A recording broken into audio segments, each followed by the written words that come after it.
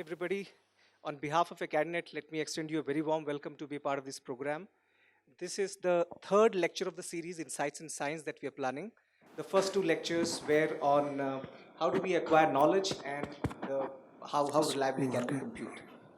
Now, a little bit about these lectures. These lectures in their individual capacity are complete lectures, but then they are amazingly connected. Some of the Keep people it who in. have been a part of this program since the first lecture, I'm sure would be in a better position to see how these lectures are connected. But then, sit back, relax, enjoy the lecture. For people who have not been able to attend the earlier two lectures, we have uploaded the YouTube videos. The link of those have already been shared with you. So let me invite Dr. Bera onto the stage to take us through Insights in Science Part 3. That is the importance of symmetry in nature. I would also take this opportunity to request you to register for the next lectures. The next one is going to happen on the 12th of July on DNA, and the next one after that, the last one, basically is going to happen on the 19th of July, and that is going to be on the weirdness of the quantum world. So once we have all these lectures, and I'm sure this will end up in much more realistic and fruitful discussions that we look forward to. Lectures are one part of the story. We also encourage and would like to extend this in some sort of a discussion somewhere. So please feel free to interact with Dr. Bera. We are open for discussion, but I leave that to Dr. Bera to see how the interaction should happen. The lecture will go on for about 90 minutes. We will have about 30 minutes after that to engage in discussion. In case if we run out of time, we can definitely continue our discussion over a cup of coffee right outside the auditorium. Thank you very much. Dr. Bera, please.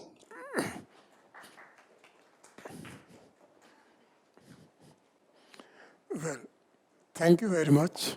This is the third lecture, and a little bit about the series. In each lecture, I will try to convey the essence of the topic implied by the lecture title in a simple and direct way. These are not popular lectures, nor meant to popularize science. They are presented for the importance of the topic and directed towards those who desire to cast fundamental science into technological marvels. Throughout these lectures, you will notice that the best scientific knowledge is cast in an axiomatized form, and the precise language for expressing it is mathematics. However, you will rarely see complicated mathematics in the lectures, but I will try to highlight the brilliant concepts and conjectures geniuses have used to express and discover scientific knowledge. Today's lecture is devoted to understanding what we mean by symmetry in mathematics and the central role it plays in our perception of the universe. So the formal lecture begins. There's a copyright notice in today's world. Many people are pretty legal-minded, so one has to be careful about using material from other sources, especially if it is protected under copyright. So this is a general notice related to that. It gives me immense pleasure to address this audience. In the next 90 minutes or so, I will present a glimpse of what we mean by symmetry in mathematics and the central role it plays in our search for the laws of nature. So a thing is symmetrical if there is something we can do to it so that after we have done it, it looks the same as it did before. If you rotate a perfect and rigid sphere, or even as it is rotating about any axis about its center, you will not know that it is rotating by seeing it with your unaided eyes. There's no way you can definitely be sure that the sphere is rotating because it has infinite numbers of symmetries. To mathematicians and physicists, symmetry is invariance under transformations. And this is the key. It is about invariance under transformations. That is, the end state looks the same after the transformation t as the start state.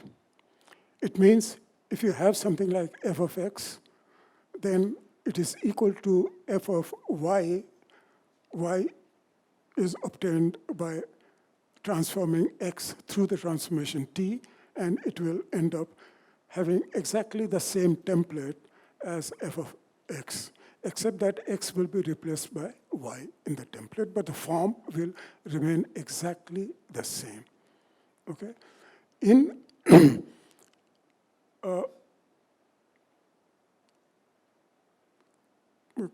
there's a word that I'm missing. Okay, anyway, so the transformation only changes the symbols defining the function, but not its form. Here's a trivial example. Let t be the function x is equal to x prime cos theta minus y prime sin theta. Similarly, there's a transformation for y. On substituting for x and y using t in the expression ax plus by plus c, what we get at the end of it is that a prime square plus b prime square is the same as equal to a square plus b square. The thing is, in algebra, symbols don't matter. You can replace one symbol with another symbol as long as you do it consistently everywhere. That's the key. So symbols actually do not carry any meaning in themselves. They are just placeholders for various types of information. So accordingly, in this case, a square plus b square is called an invariant of L under every transformation of the type T. So this is fairly simple. You have gone through this any number of times when you were doing reasonably elementary mathematics. This is a much more complicated situation where the transformation is not so easy to guess. Okay? By the way, the equations are not meant to intimidate you, but to bring out something else at a conceptual level. The unification of electricity and magnetism was a breakthrough in classical physics. In a static world, electricity and magnetism are separate phenomena. In a dynamic world, they are not. If electrons and magnets are moving, then you cannot use static electricity, rules of static electricity or magnetism. These are the four equations that Maxwell gave after he looked at a variety of experimental data that was available, and there were actually not all four of them were known, only three of them were known, and the fourth one he actually guessed. And of all the things he guessed, because he believed, even at that time, in 1865, that laws of nature have symmetry. That was a faith that was not tested really at that time. It was tested in a somewhat mild manner under the Galilean transformation, but the Galilean transformation did not sort of work here. Okay?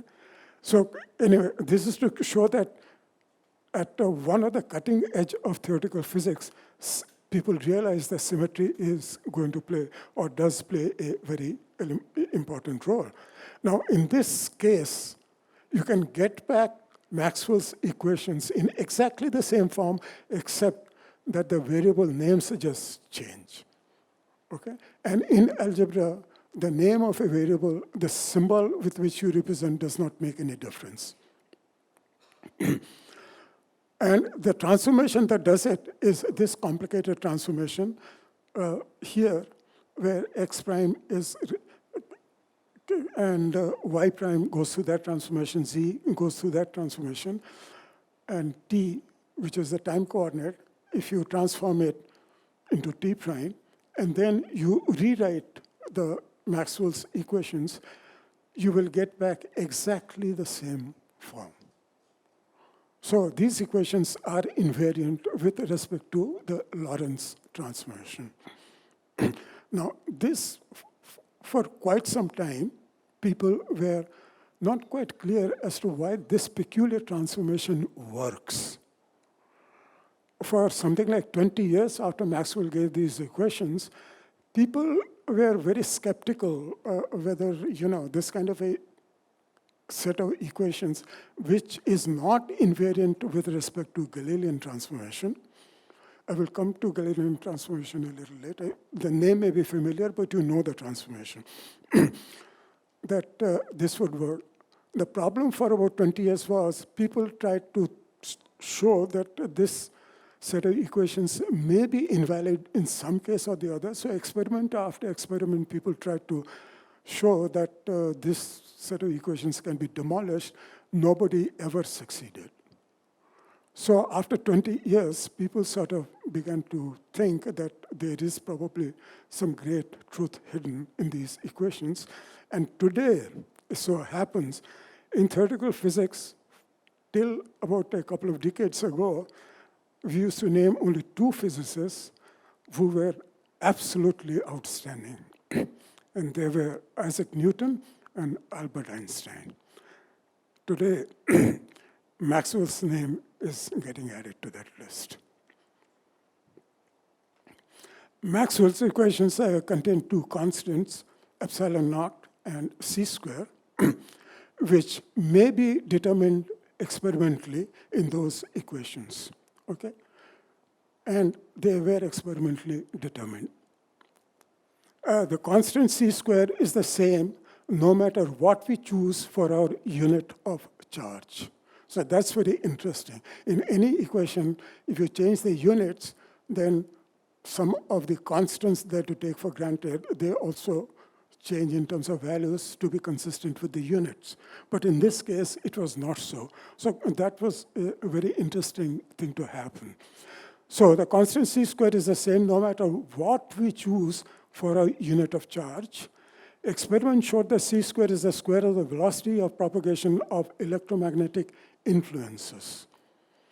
Using available data, Maxwell obtained c is equal to that particular value, meters per second, and by that time, at that time, people had approximately calculated the value of the speed of light.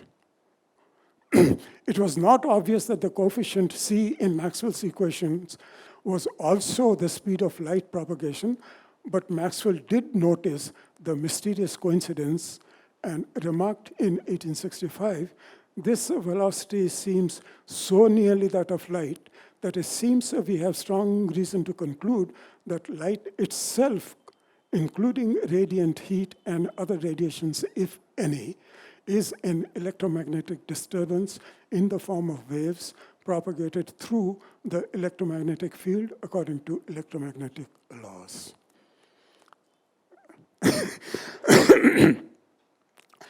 Now, if you are a theoretical physicist and you sort of see this kind of a coincidence, it's an amazing kind of a thing to happen, okay? So this coincidence, he said that it may be connected with something to do with the speed of light propagation.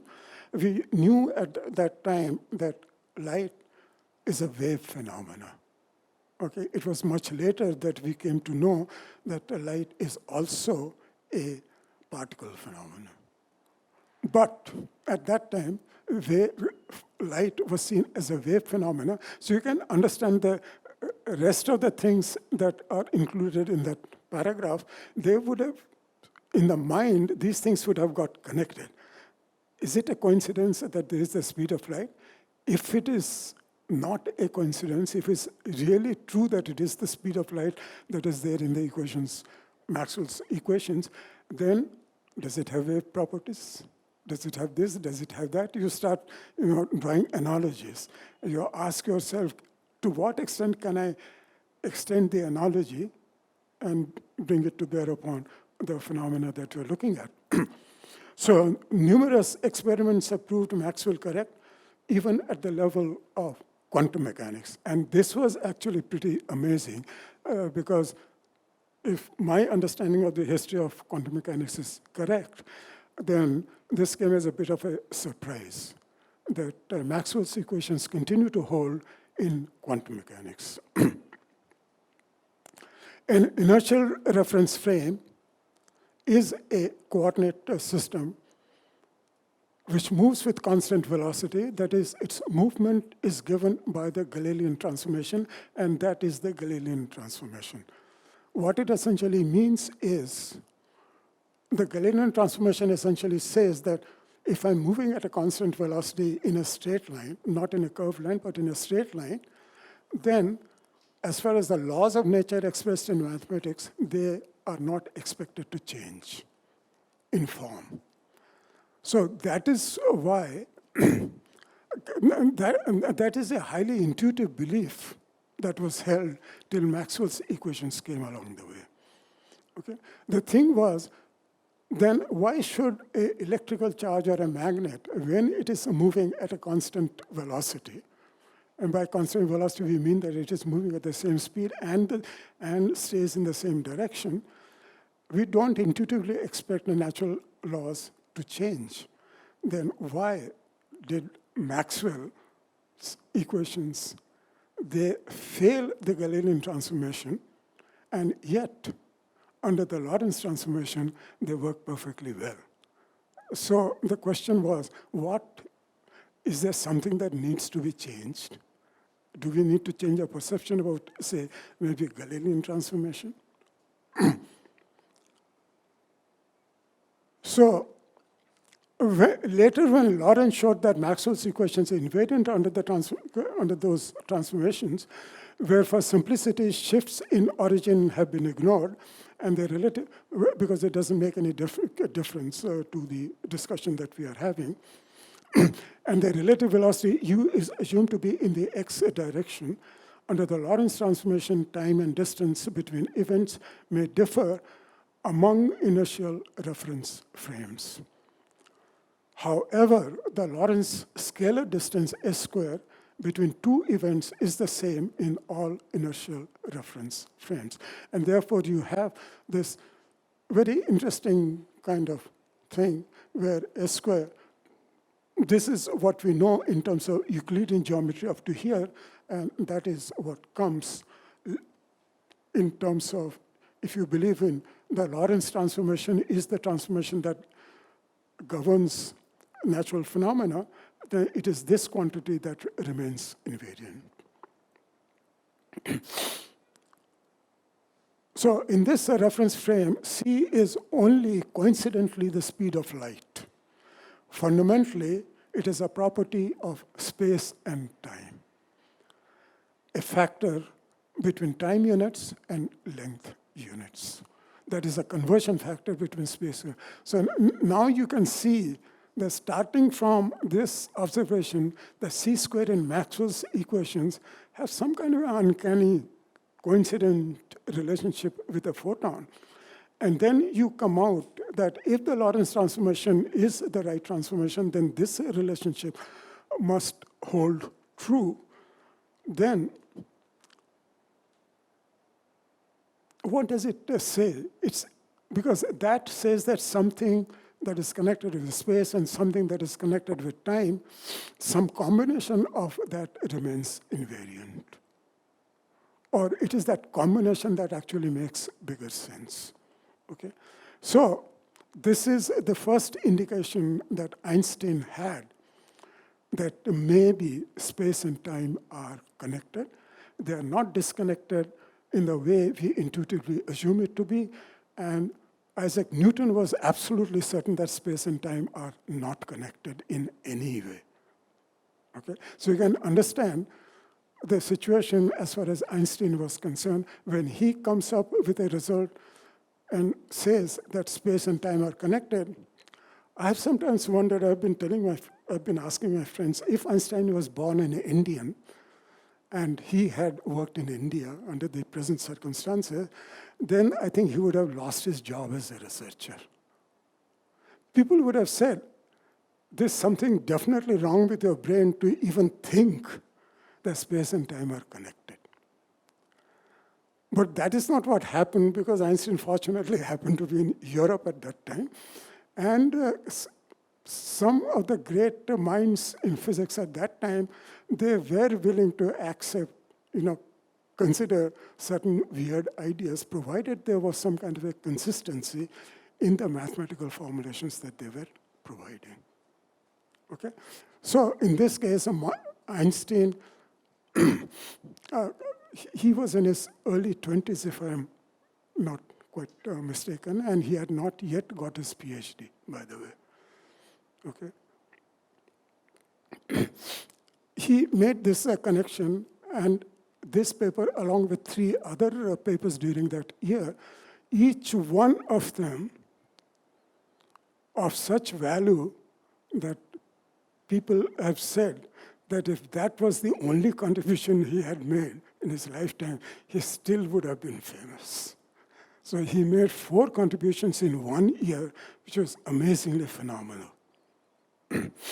So the principle of relativity may be stated as follows. Any process in nature occurs in the same manner in any inertial reference frame. In all inertial reference frames, a law has the same form. Now, drawing on the very essence of the relativity principle, Einstein postulated that the velocity of light in a vacuum must be the same in all inertial reference frames. This was a particularly remarkable breakthrough in science since it spectacularly changed our notions of space and time. And let me quickly remind you what I mean. See, it was not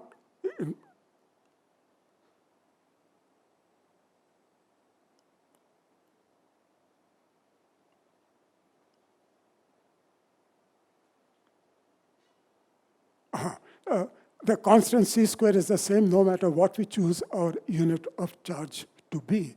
So now you can say, see, what would have intuitively led Einstein to say that the speed of light must be the same in all inertial reference frames. Okay? Now, it was a study of the relativity problem that concentrated physicists' attention most sharply on symmetry in physical laws. So you can see that the physicists'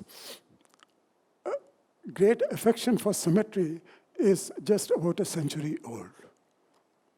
It was a study of the relativity problem that concentrated physicists' attention most sharply on symmetry of physical laws, and it led another physicist by the name of Wigner to make, in amazement, the often quoted statement, the power and unreasonable effectiveness of mathematics in the natural sciences.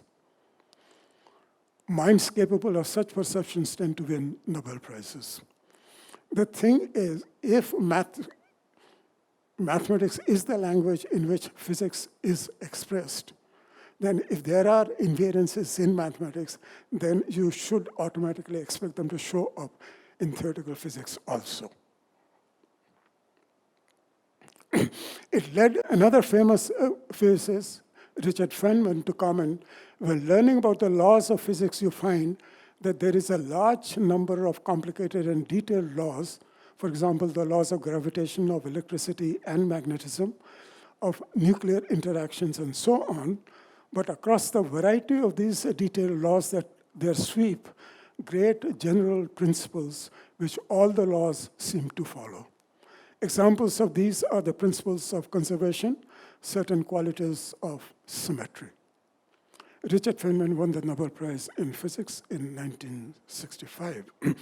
Richard Feynman also is considered to be possibly the best teacher in physics the world has ever known. Now, this is another remarkable piece of work that was done by this lady scientist, Emmy Noether. She was an associate of Hilbert. She worked with Klein, Hilbert, and Einstein on the mathematical foundations of physics and relativity, and she proved an amazingly beautiful theorem in 1918. And that says, by the way, if you don't understand the statement made in blue, don't worry about it. It says, you will understand it immediately if you know something about variational calculus, but otherwise, just let it be as it is. If the first integral of a function of generalized coordinates and the first derivatives is invariant under an infinitesimal transformation, then the first integral of the related Euler-Lagrange equation is a constant. Now, it holds for all physical laws based upon the action principle, and much of theoretical physics that we do is actually based on this action principle. Okay?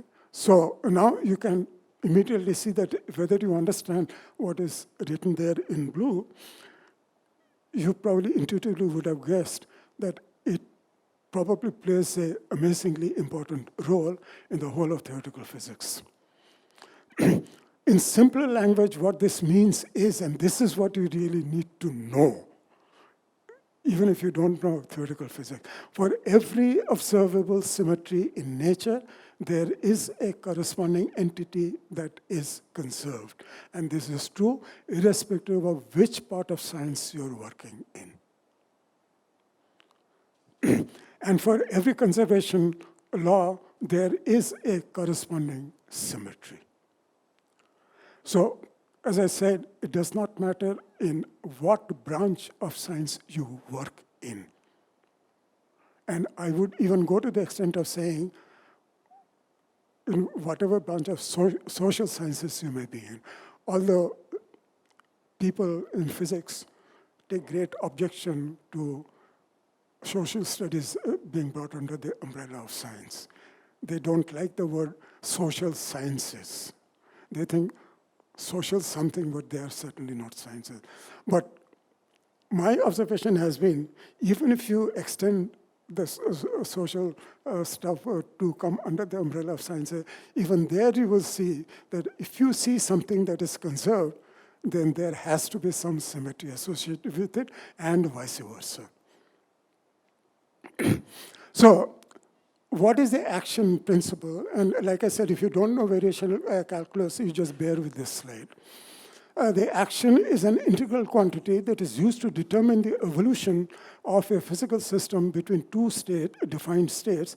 Say the state is x at time t1 and at time t2, using the calculus of variations. The requirement that the action integral be stationary under small perturbations of the evolution is equivalent to a set of differential equations called the Euler-Lagrange equations. I'll just make one quick comment here.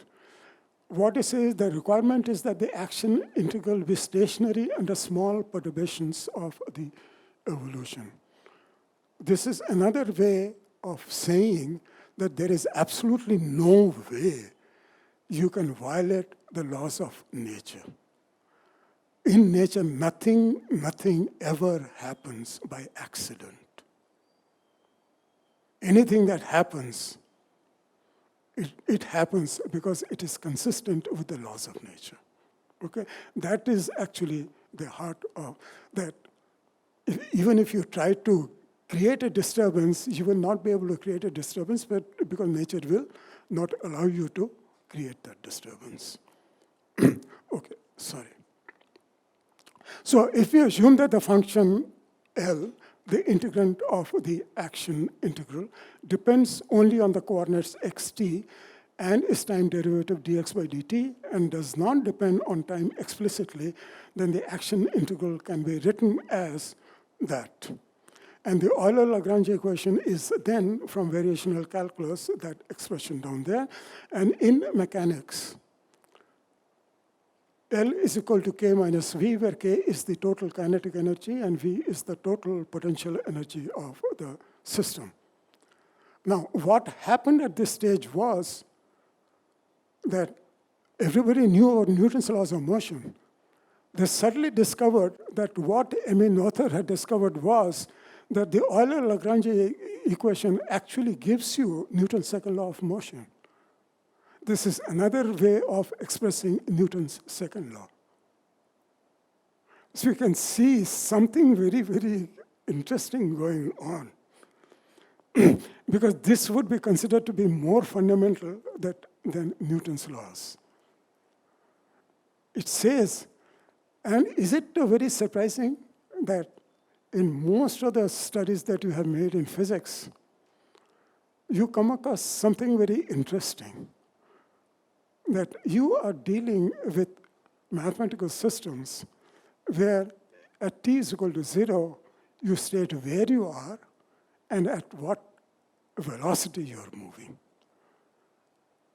Then you may state about the force fields and so on and so forth, but the initial conditions, you can specify how the force field behaves, but to predict the future, you need to know x, and you need to know only x dot.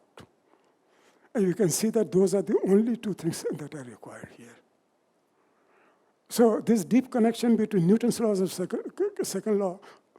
Newton's second law of motion and the action principle, they are so deeply connected that because of this connection, subsequently, many other discoveries in physics were made. So Noether's theorem allows one to gain powerful insights into the laws of nature when one analyzes transformations that leave the form of the laws invariant.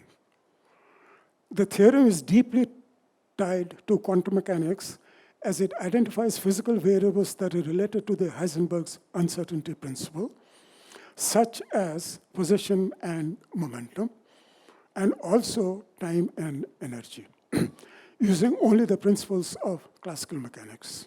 The formal statement of the theorem derives from the condition of invariance alone, an expression for the current associated with the conserved physical quantity, that is x and x dot, and the conserved quantity is called the Noether charge,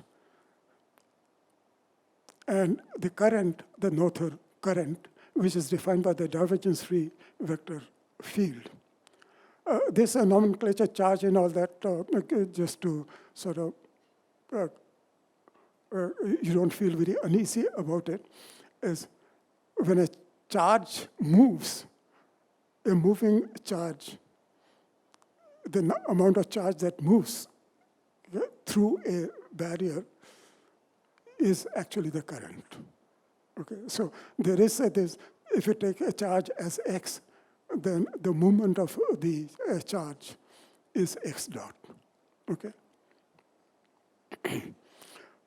These things become a lot more easier to understand when you look at the mathematical formulation, and you know that you can replace the symbols or give the symbols a lot of meanings, you know.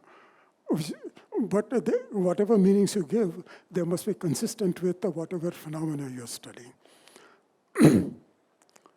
Now, this I suspect was not taught to most of the people, and probably none of the people who are here at the moment, that the law of conservation of momentum is a consequence of the homogeneity of space.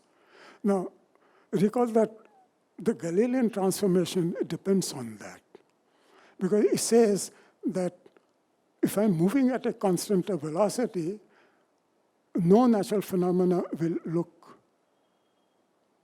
There is no, you will see the universe as it is. For example, when you're moving in a train, and the train is moving at a constant speed along a straight line, you throw a ball up and down, you don't realize that you're in a moving train, okay? So Galilean transformation is essentially that. That you can be moving at a constant velocity, and if the world surrounding you also is moving at that same speed, then you will not know that you are moving, because even if you are stationary, things would look exactly the same to you. Okay? But in physics, that was used as an axiom, because it is so intuitively understood by us that it really does not matter if I conduct an experiment here or in another place 10 miles away from here, I'll get exactly the same result if I'm using the same experimental setup. But this says something more. This says, thanks to M.A. Noether, that if you knew about the action principle and then you were told the space is homogeneous, then you are guaranteed that conservation of momentum would occur. So now you get to understand the deep implications of symmetries, and these are extremely simple symmetries that we are talking about. Here, the only symmetry we are talking about is, it doesn't matter at which point in the universe I am in, each point is exactly the same as any other point. Like when I said, if a sphere is rotating, you would have no idea that it is rotating because you cannot detect any change. Okay? So here, if you move around space and you do not see any change in any properties that you are looking at in a physical system, then this thing about homogeneity of space, if that is true, then what it says is the law of conservation of momentum is an automatic outcome of that. So in layman terms, so viewed differently, it is a consequence of the invariance of the laws of physics under translation in space. In layman terms, there are no absolute positions.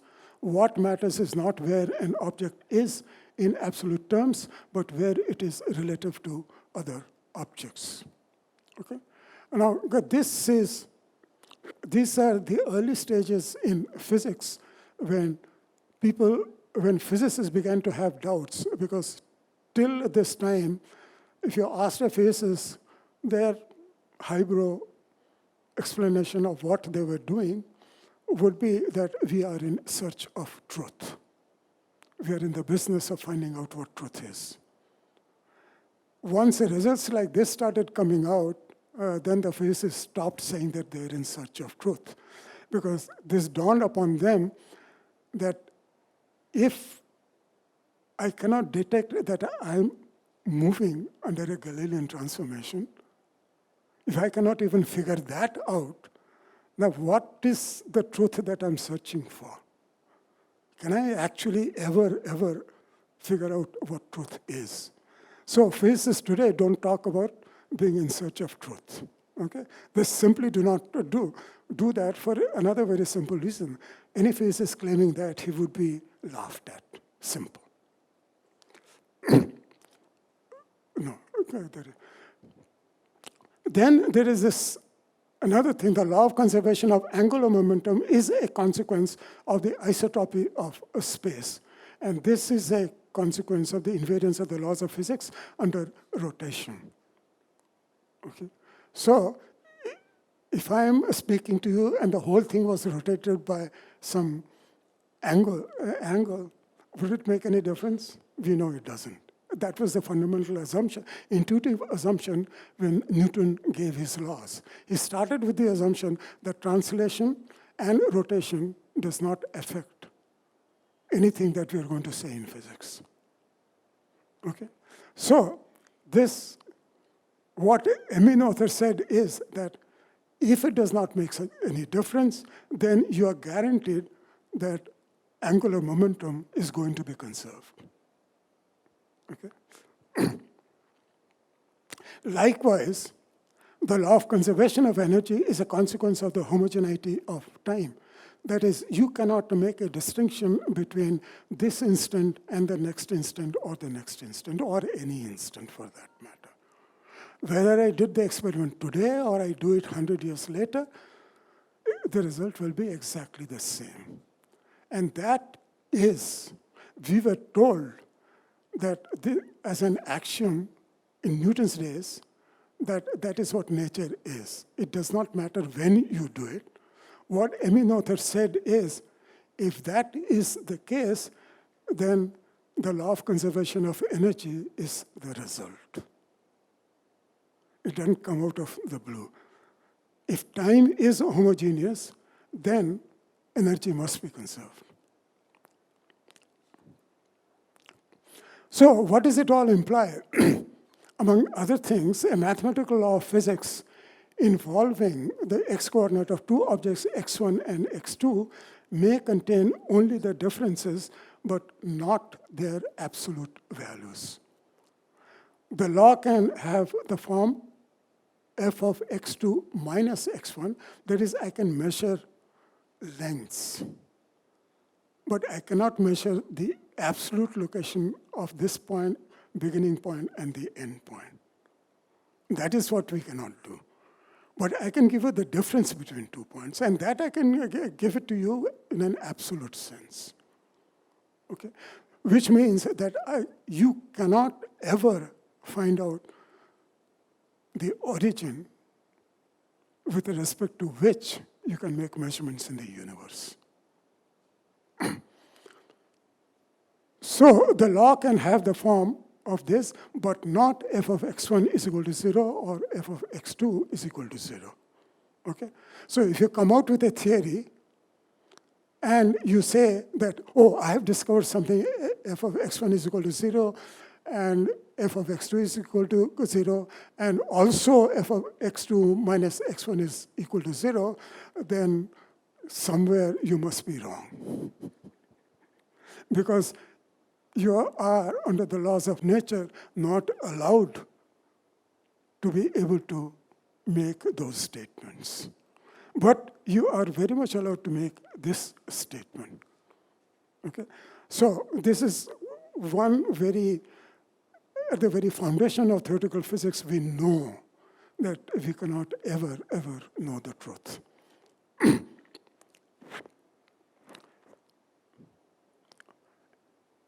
Or, even for a single object, it may contain the time derivative of its x-coordinate, because d of x plus c over c is a constant by dt is equal to 0. Now, the thing is, the derivative of anything with respect to any variable, derivative of a constant is 0. So that is the reason that the invariance with respect to time is because when you take that is, when you specify, apart from your position, if you try to specify your velocity, then this is the reason, because x dot will eliminate in the derivative any constant that is there. So you will not be able to measure c. So such equations will remain invariant under a translation. There is one common characteristic to these transformations under which physical laws remain unchanged, namely that all are global. The value that characterizes the transformation is the same everywhere in all of space-time. So no matter which part of the universe you go to, this will the statements we make at any place in the universe will hold at any other place in the universe. So the three-dimensionality of space determines the vector nature of momentum and the angular momentum, and the law of conservation of momentum and angular momentum are vector laws. The one-dimensionality of time predetermines the scalar nature of energy and the corresponding conservation law. Time is a scalar. Space lives in a vector space. The relationship of conservation of laws to space-time symmetry means that the passage of time or a translation and a rotation in space cannot cause a change in the physical state of the system. So when I was taught physics, I knew nothing about Noether and her theorem. That I came to know substantially later in my life. And I was actually pretty amused when I came to know about Noether's theorem. I was amused because the things that I had taken for granted, the conservation laws of momentum and the conservation of energy, it was predicated on the fact that space is homogeneous and space is isotropic, that is, nothing depends on direction. Time is homogeneous.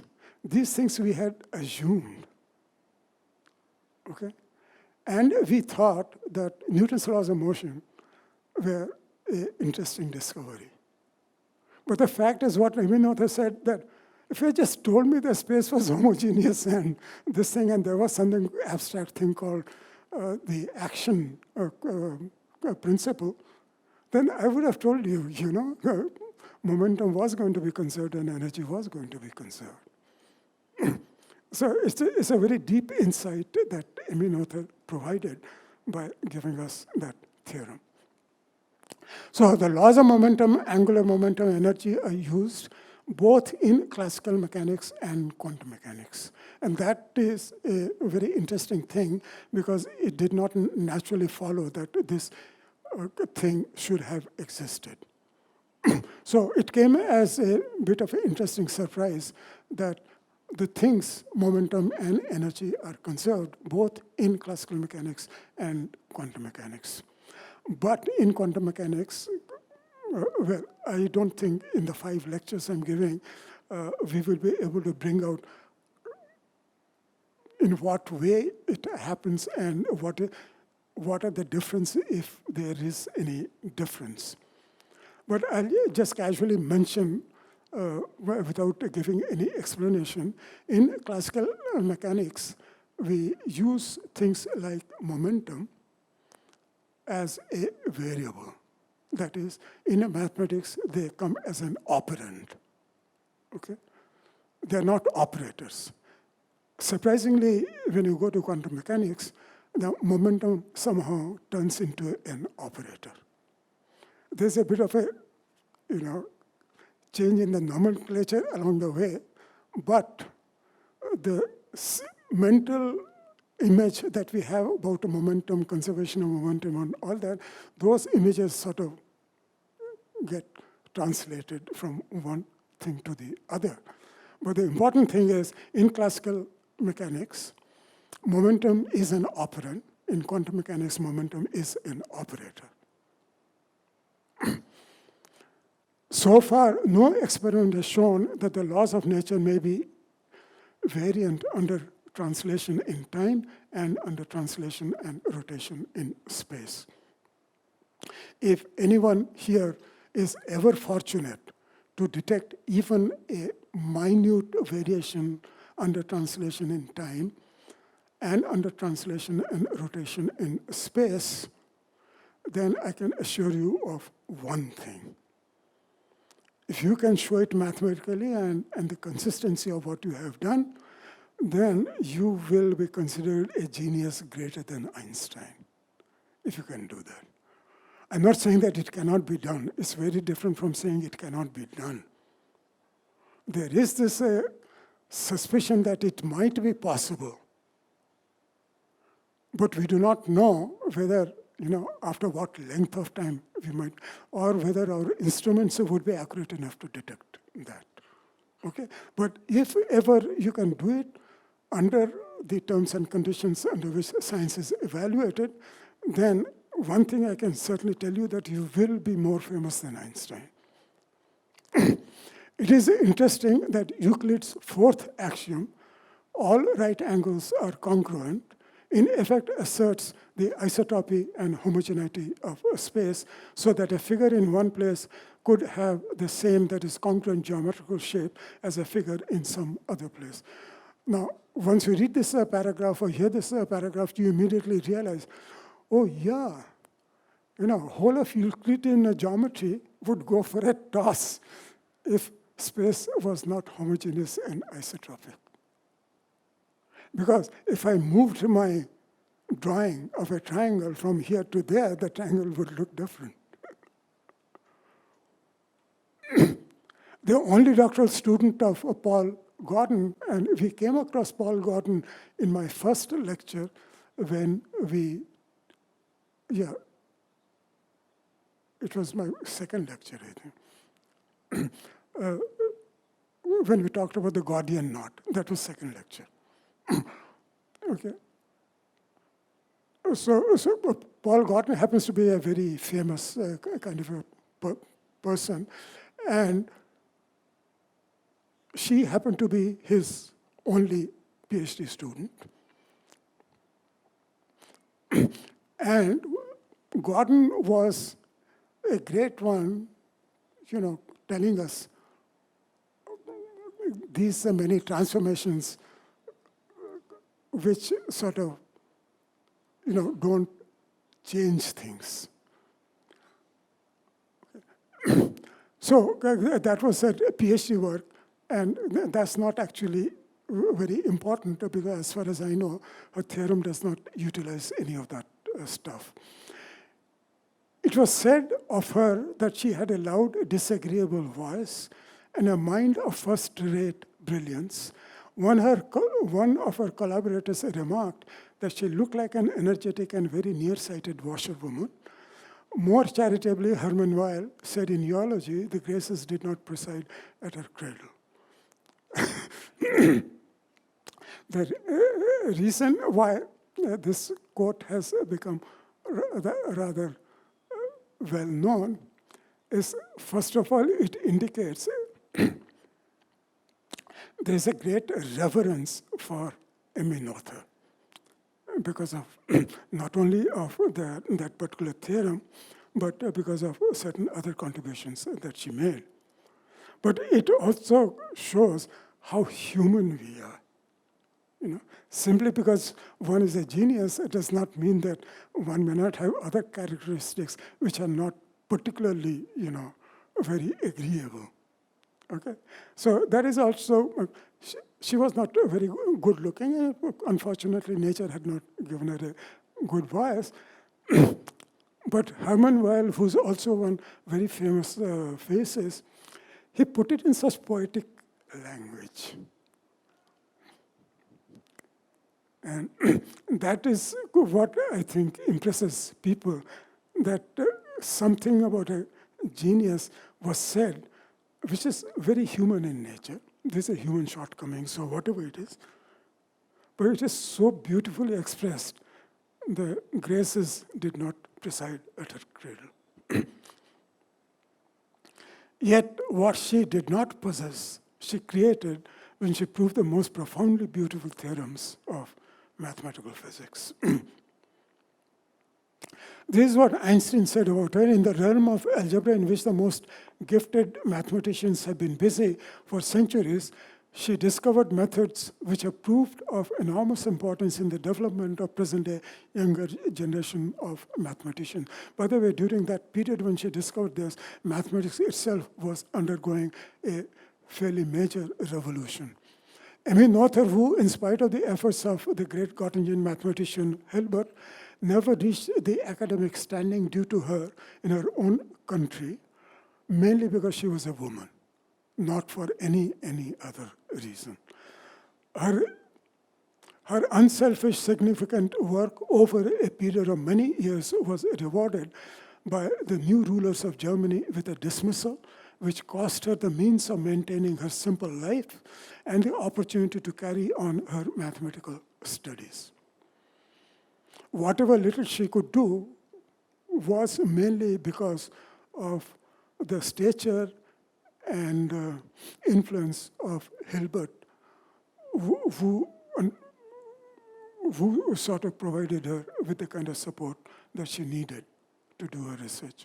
Far-sighted simple life and opportunity to carry on her mathematical studies. Far-sighted friends of science in this country, that is the US, were fortunately able to make such arrangements at this particular college and at Princeton that she found in America, up to the day of her death, not only colleagues who esteemed her friendship, but grateful pupils whose enthusiasm made her last years the happiest and perhaps the most fruitful of her entire career. I'm not very sure, but I think she died of cancer. The law of conservation of energy had been used in mechanics before Galileo.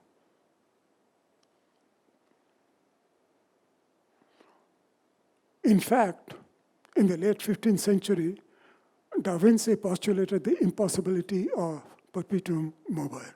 That is, perpetual motion is not possible. In this book on true and false science, he wrote, "O seekers of perpetual motion, how many empty projects you have created in those searches." The law of conservation of linear momentum and angular momentum were formulated later in the 17th, 18th centuries. It was not, however, till the beginning of the 20th century that the laws assumed prominence. The laws assumed prominence because physicists began to see a great deal of significance in the concept of symmetry. Now, when I came across this quote, I was actually pretty stunned by what Da Vinci said, because what he said is one of the crucial things that thermodynamics tells us. Perpetual motion machine of the first kind and the second kind are not possible. Okay?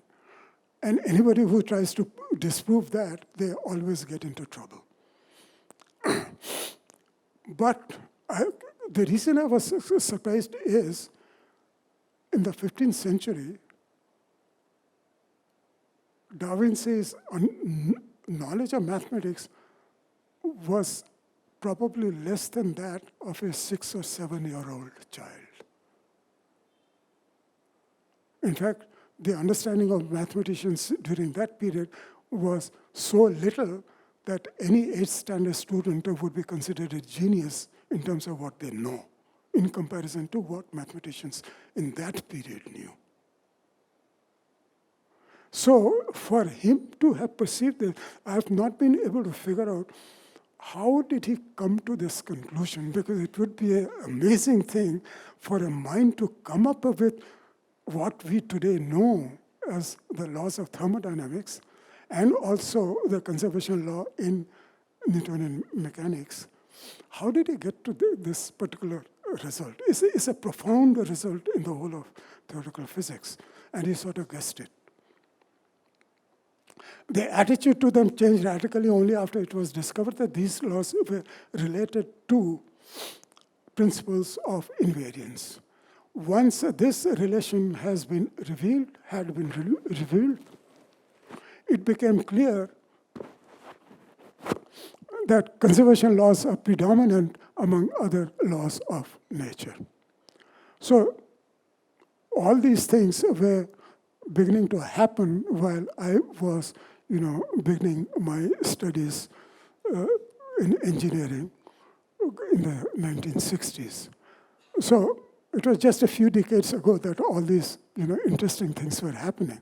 So in a sense, I'm not very surprised that it was not included in the curriculum of physics and mathematics of my time. But I felt very bad that the institute where I was doing my studies, they should have included it. That's my grudge. The analog of Noether's theorem in quantum field theory is the word Takahashi identities, which lead to results such as the conservation of electric charge from the invariance with respect to the gauge invariance of the scalar electric potential and the vector magnetic potential. Noether's theorem is also valid in quantum field theory. Okay, so Noether's theorems, as expressed in the earlier slides, they continue to be valid in quantum mechanics. But in quantum mechanics, you can prove something else also, and that is that charge is conserved. Now, another amazing symmetry is the relationship between electricity and magnetism as discovered by Maxwell. In your older textbooks, I'm not quite sure about the newer ones. In the older textbooks, you would have had chapters on electricity, chapters on magnetism. Okay, and that would be a static world. The electric charges would not move and the magnets would not move. Okay, and what you could see in that static world in terms of the behavior of charged particles and magnetic particles. So those things were known.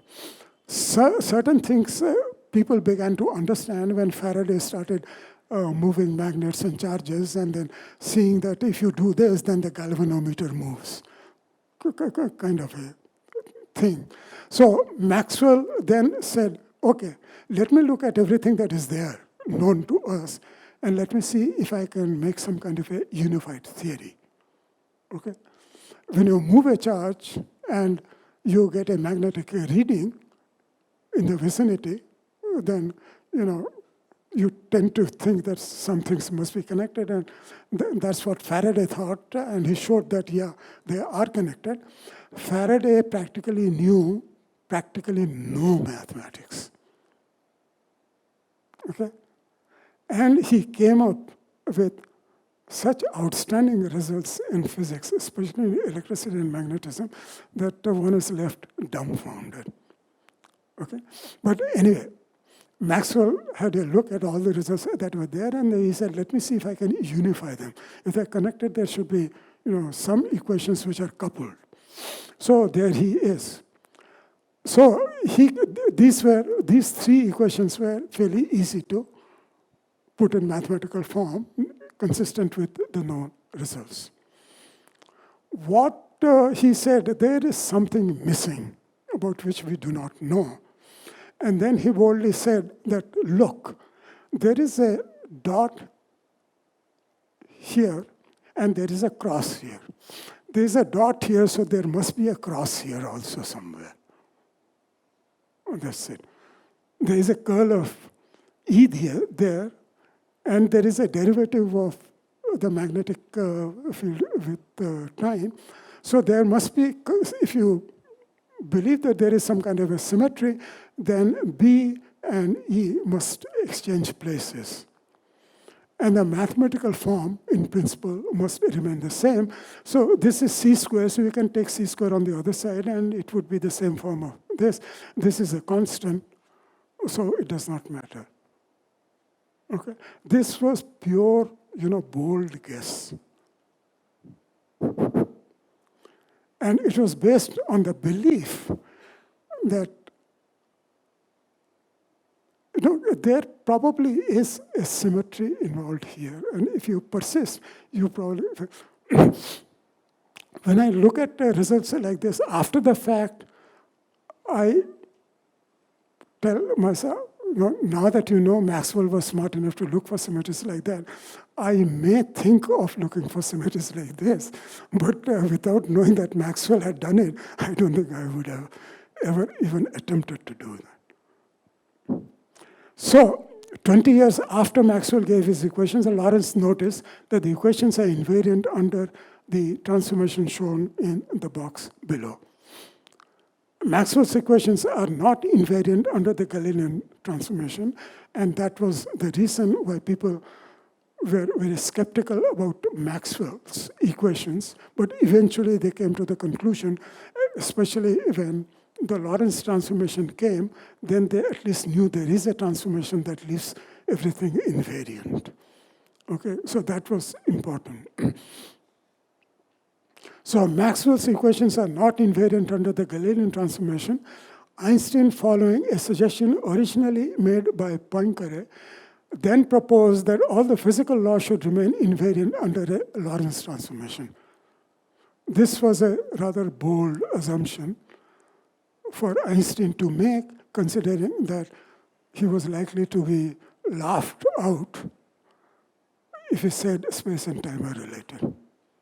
Because Lorentz transformation essentially said that. And Lorentz had given the transformation was known, but nobody at that time was willing to connect space and time. In spite of the fact that the Lorentz transformation was spectacularly saying it is so. That is, we should change not the laws of electrodynamics, but the laws of mechanics. That is, Newton's laws must be changed. That is, your faith in Galilean transformation has to go. Newton's laws of motion, when this change was made, it turned out that a mass must change in that form, according to that transformation, and the laws of nature were once again in harmony. Everything was back in place. So Newton's laws of motion only had to be modified by redefining mass when the mass was moving. Okay? Now, it does not bother us in engineering because compared to the speed of light, all the velocities that we deal with are so small that it does not even count for. Those errors never ever build up in the calculations that we make. Because u squared by c squared this is square divided by another square. So C itself is large, square is even more large. And we are talking about U, which is compared to C, which is very small. So the laws of conservation of electric charge is the symmetry of physical laws with respect to changes in the magnitude of the intensity of the electric field. Okay? So since the only force that Newton had considered when he was dealing with theoretical physics, he did not consider, or even probably, he certainly did not know anything about the electric field and the magnetic field. He knew the gravitational field, and that is what he was concerned about most of the time. But he admitted that this is a hypothetical kind of a thing. I actually don't know what gravity is. Okay?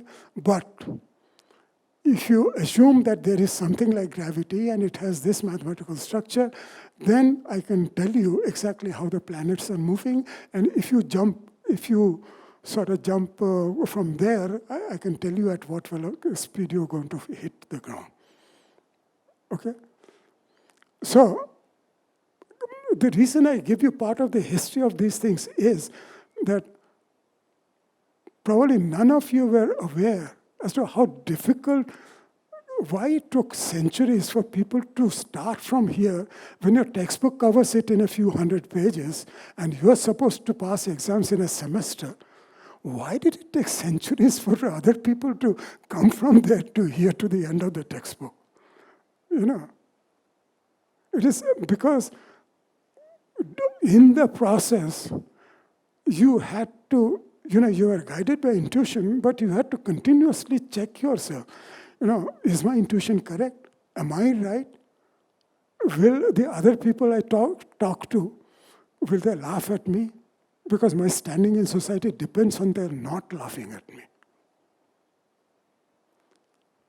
So there are all these things that one has to go through before you can come to this kind of a thing. So in 1887, experiment by Michelson, he got the Nobel Prize for it in 1907, and he was the first American to get a Nobel Prize. And Morley, his collaborator, to measure the speed of the Earth relative to the ether resulted in failure. That is, they could not detect, their instruments could not detect any variation in the speed of light, whether the apparatus moved, rotated, anything.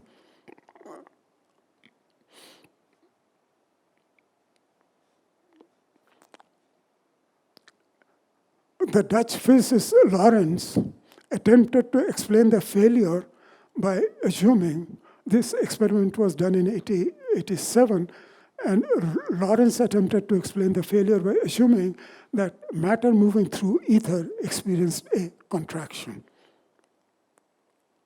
Okay, so the notion of ether rather than empty space was there. That was a prejudice. With the benefit of hindsight, we say that was a prejudiced view. But at that time, it was the standard explanation. And Poincaré looked at his transformation and he said, well, one conclusion I think I can make is that moving matter moving through ether experiences a contraction. So if it is moving at a certain speed, and if it is not moving, then if you measure the lengths, they would be different. So mass would be contracting or expanding, whatever. Einstein sort of knew about this, but I think he had some other ideas about this. Yeah.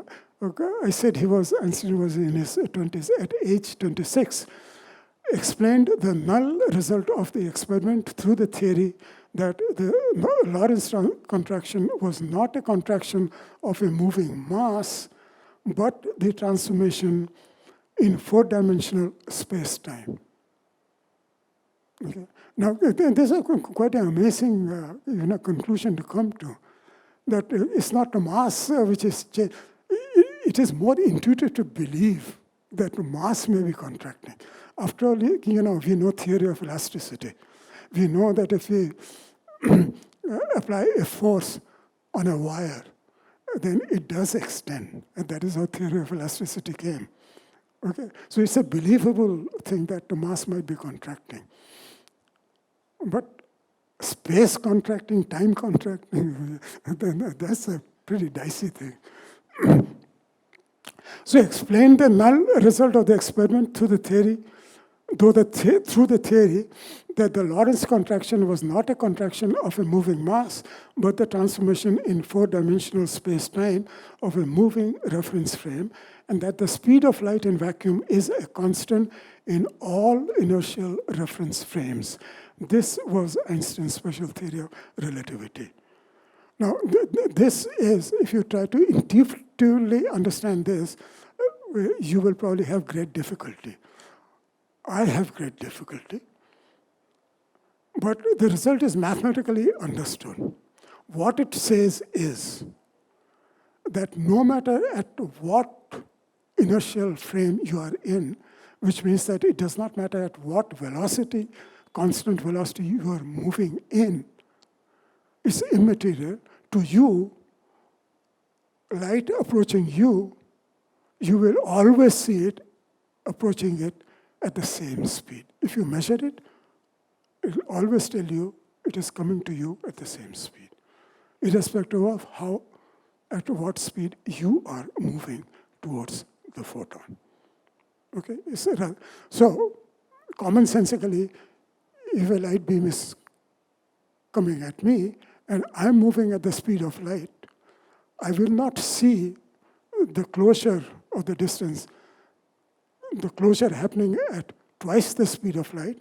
I will see it happening at the constant speed of light. And you explain that then through these formulas, that the reason you're going to see it is because you are measuring at a speed where space and time is warped in this particular manner. And therefore, in the space and time that you are located, you will always see a photon coming to you at the constant speed. That is the transformation. The transformation is based on the fact that you are going to see light at the same speed.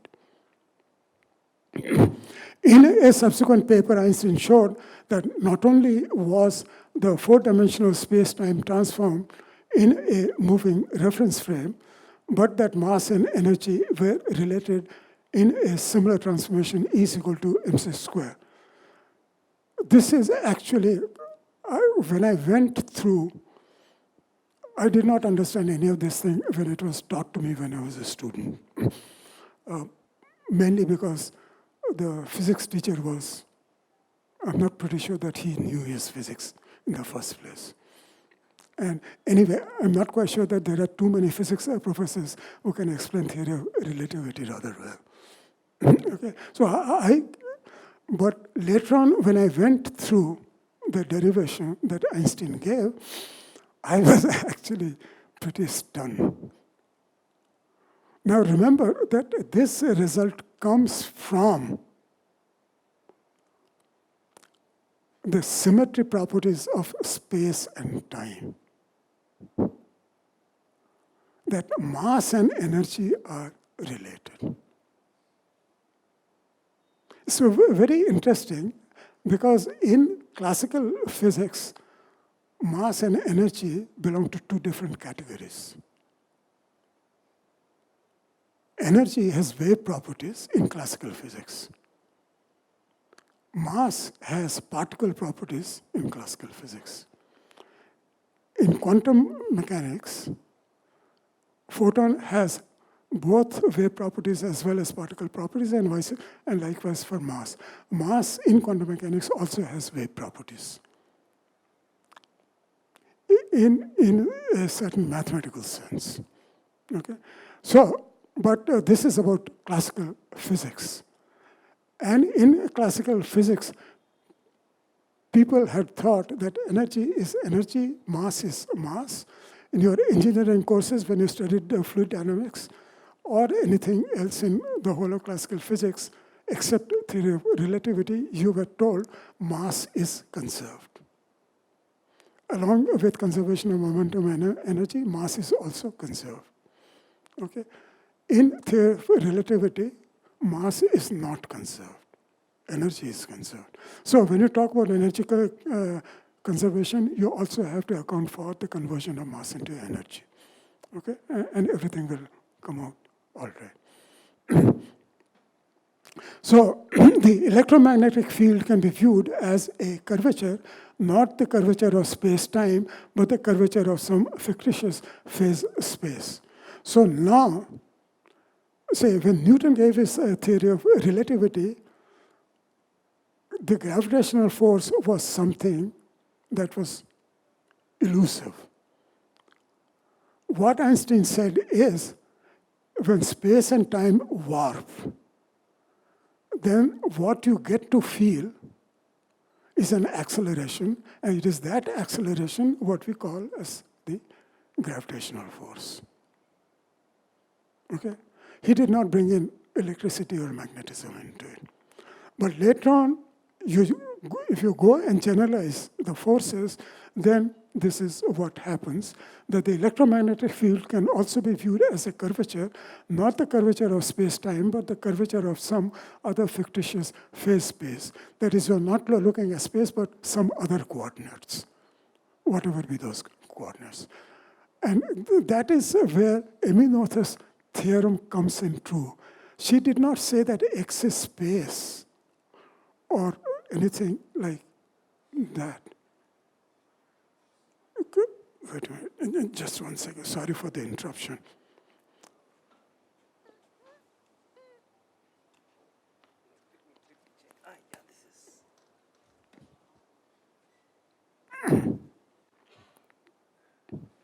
Okay.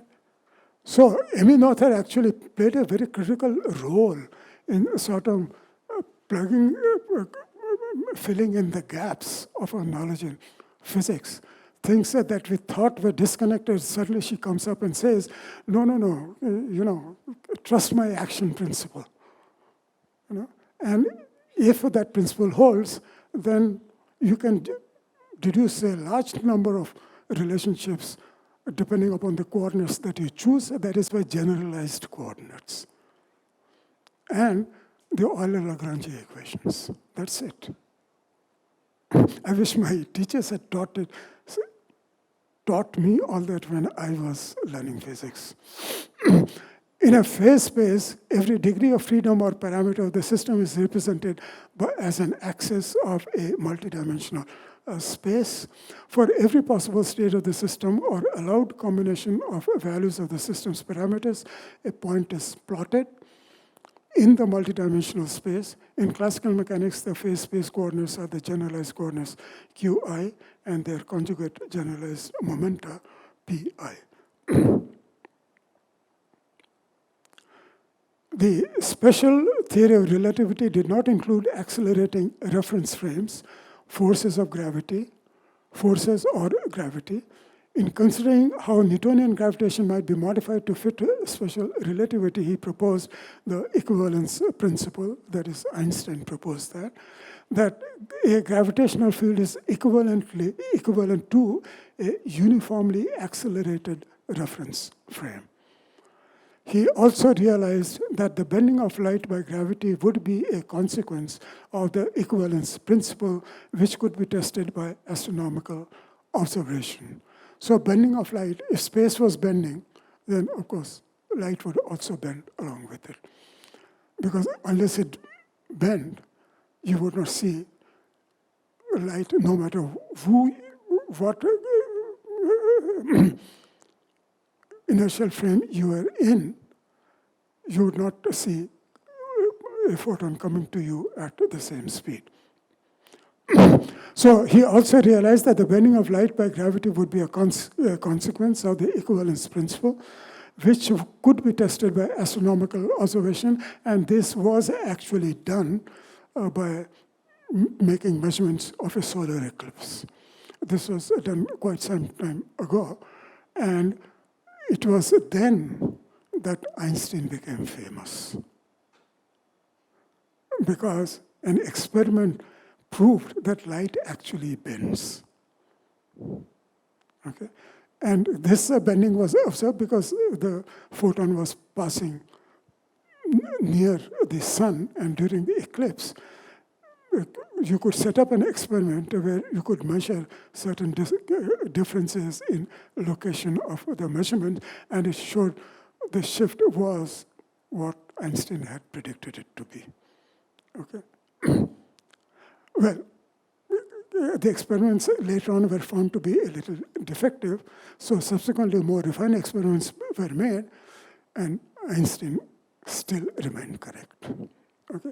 Today, very, very accurate measurements of verifying theory of relativity have been made, and they have been phenomenally proved correct. So furthermore, the Lorentz transformation does not apply to this more general situation, and that the gravitational field equations must be nonlinear, infinitesimal transformations, and that is what led to his general theory of relativity. And if I remember correctly, it took him from special theory of relativity to general theory of relativity something like about 10 years to sort of come to this conclusion. So, Einstein did not get the Nobel Prize for his work on relativity theory. So you can understand even the scientific community can hold very deep prejudices. And in this case, the Nobel Committee. The Nobel Committee say, yeah, we know. Einstein did special theory of relativity. It has been verified. He did general theory of relativity. We have no problem with that. But somehow, we still don't trust it. But he got the 1921 Nobel Prize in Physics for his services to theoretical physics. So all that work was supposed to be services to theoretical physics. Okay? And especially for his discovery of the law of the photoelectric effect. So he actually got the Nobel Prize for the photoelectric effect, which he figured out in the same year in which he gave the special theory of relativity. So this was one of the 4 papers during that year, about which people said that any one of the 4 papers would have made him famous. So the electric effect is a quantum mechanical effect, the photoelectric effect. Yet during his lifetime, he did not believe that quantum mechanics was a proper theory. So, it's very interesting to know all of this. The Nobel Committee did not want to, they were afraid that someday, if Einstein is proven wrong, then it will reflect on the Nobel Committee. That was the Nobel Committee's problem. Einstein, the photoelectric effect was based on quantum mechanics. Quantum mechanics was very new at that time. It was just a few years old when Planck had invented the quantum. But he was very, very apologetic about the quantum. He said, look, I'm using it, I don't believe in it. I don't believe in it, but I'm using it because my mathematics has forced me to believe in it, because if I do that mathematically, then I can explain the photoelectric effect. Not the photoelectric effect, but the, what is it? The black body spectrum. The radiation spectrum emitted by a black body at different temperatures. That was the problem Planck was looking at, how to explain the data. Okay? So he could explain it by introducing something that energy is quantized, and nobody had done that before. And therefore he was very apologetic because there was no other evidence in the whole of physics at that time that would say that energy is quantized. Einstein said, okay, let people believe it or not. If I also believe that what Planck does not believe in, and I think that is a reasonable hypothesis, then I think I can explain the photoelectric effect, and that is what it precisely did. Okay? And it was believed at that time that anybody who explains the photoelectric effect was a sure candidate for the Nobel Prize. Okay? So the Nobel Committee was quite comfortable about giving Einstein a Nobel Prize for explaining the photoelectric effect, but not at all comfortable. So all of that, this is where, the way diplomats phrase their communiques, things that they don't want to say, so they say it in sugar-coated manner. So that is what the Nobel Committee did for his services to theoretical physics. That's okay. Now, by 1905, that is when Einstein wrote his special theory of relativity and gave the photoelectric effect and so on. Classical physics was in this state. Now, this is the most amazing thing about physics.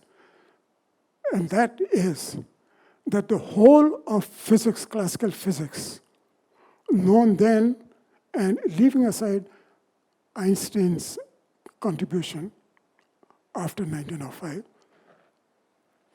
everything that we have been taught comes from these equations and nothing else. This is the brevity or the summary form of the whole of classical physics. If you wanted to teach a classical physics to somebody who understood mathematics very, very well as a language, okay, then all you had to tell them was that the sum total of our understanding of the universe in terms of classical physics is here. Anything that you want to know, that you think we know, and possibly more, you can deduce it using your mathematical language and running this set of equations through them.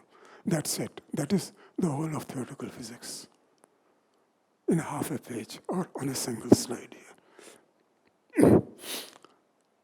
So, like I said in my copyright, I think it's safer to make all acknowledgements. So, quantum mechanics actually makes it possible to bring out the fundamental nature of conserved quantities and relate them to corresponding types of symmetry of the laws of physics. For each of the rules of symmetry in physics, there is a corresponding conservation law. In quantum mechanics, for example, energy, momentum, charge, etc., even the Schrödinger equation of quantum mechanics has a symmetry. This equation is unchanged if the phase of the wave function that appears there is shifted by an arbitrary constant phi. That is, you will not be able to detect any difference between a system described by psi and another by psi multiplied by e to the power of I phi, where I is the square root of -1. In fact, this symmetry is related to the conservation of electrical charge. To prove the conservation of electrical charge, you have to go to quantum mechanics. And that is the symmetry that is attached to it. These are among the most beautiful and profound things in physics. In classical physics, energy E, momentum P, and the angular momentum M appear as functions of the velocity and V and coordinates R of a body of mass M.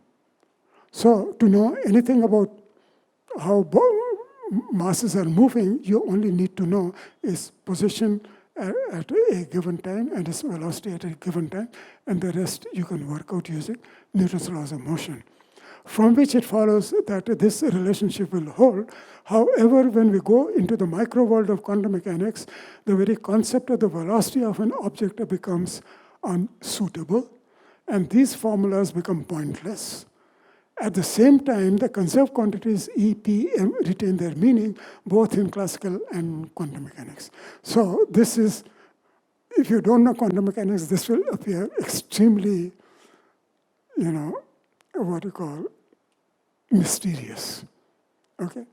Since my lecture will not cover, the fifth lecture is about quantum mechanics, but I'm going to explain certain phenomena which probably will take you by surprise, but I will not cover, how this gap is filled. For that, I'll have to give lectures on quantum mechanics, which I would be happy to do someday, but not in this series. However, it is important to note that in quantum mechanics, those quantities are generally speaking not expressible in terms of each other.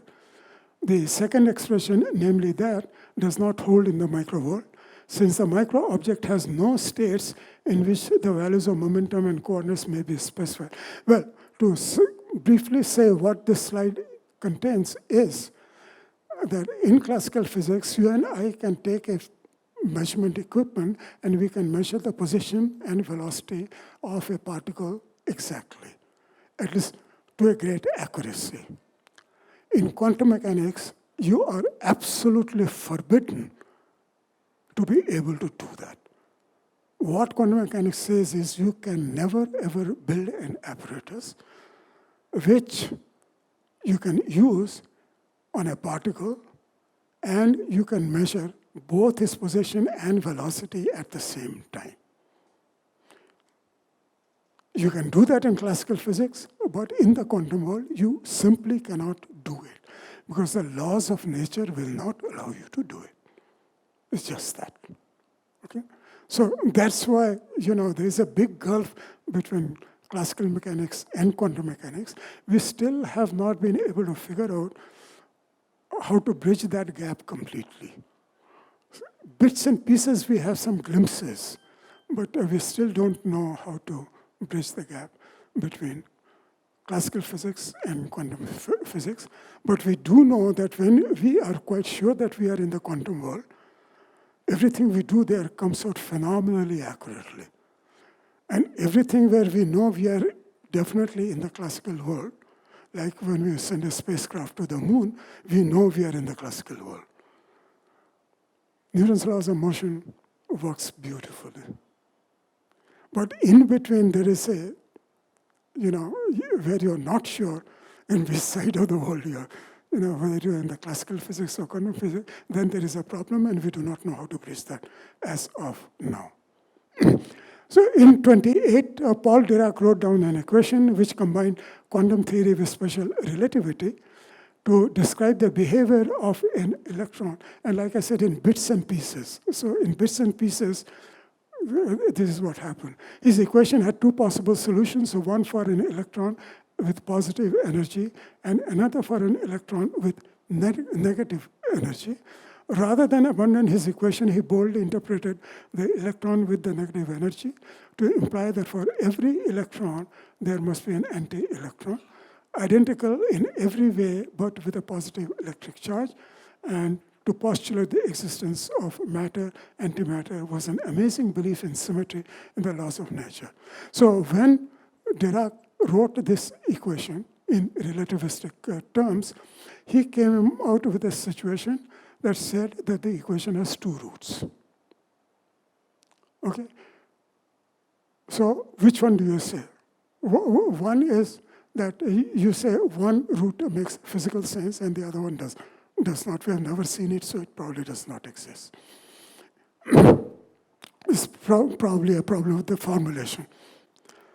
Dirac said, I think that the two results, one is related to the positive energy that we know, and the other one is something that I will call as negative energy about which we know nothing.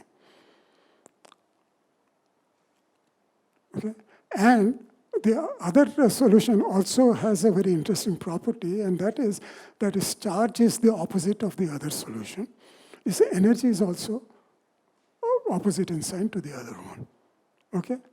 And therefore, he said that I make this prediction that there is a corresponding particle in nature which has these properties. So if you're brave enough, go and look for it. Or if you think that I'm not utterly stupid, then go looking for it. By the way, he came up with all of these things when he was doing his PhD work. Okay? So you can understand the standards by which certain PhDs are given. Anyway, this is what happened after. It turns out that without antiparticles, the equations of theoretical physics describing various types of elementary particles would not be invariant under the Lorentz transformation. So the electron has an anti-electron, the proton has an antiproton, and the photon is its own antiphoton. The positron was later experimentally discovered by Anderson at Caltech in 1932. Dirac was awarded the 1933 Nobel Prize in Physics for predicting the existence of positrons and electron spin. In his Nobel lecture, Dirac speculated on the existence of a completely new universe made out of antimatter. Now, in terms of quantum mechanics, that is a possibility. Carl Anderson was awarded the Nobel Prize in 1936 for physics for his discovery of the positron. So these are the Nobel laureates. Dirac got the Nobel Prize for that. Along with him, Schrödinger, who gave the quantum mechanics famous Schrödinger wave equation, the two shared the Nobel Prize. Anderson, who got that, he shared the Nobel Prize with another gentleman who got it for the discovery of cosmic radiation. Now, this is a real life thing. This is how real life works, and amazing discoveries are made.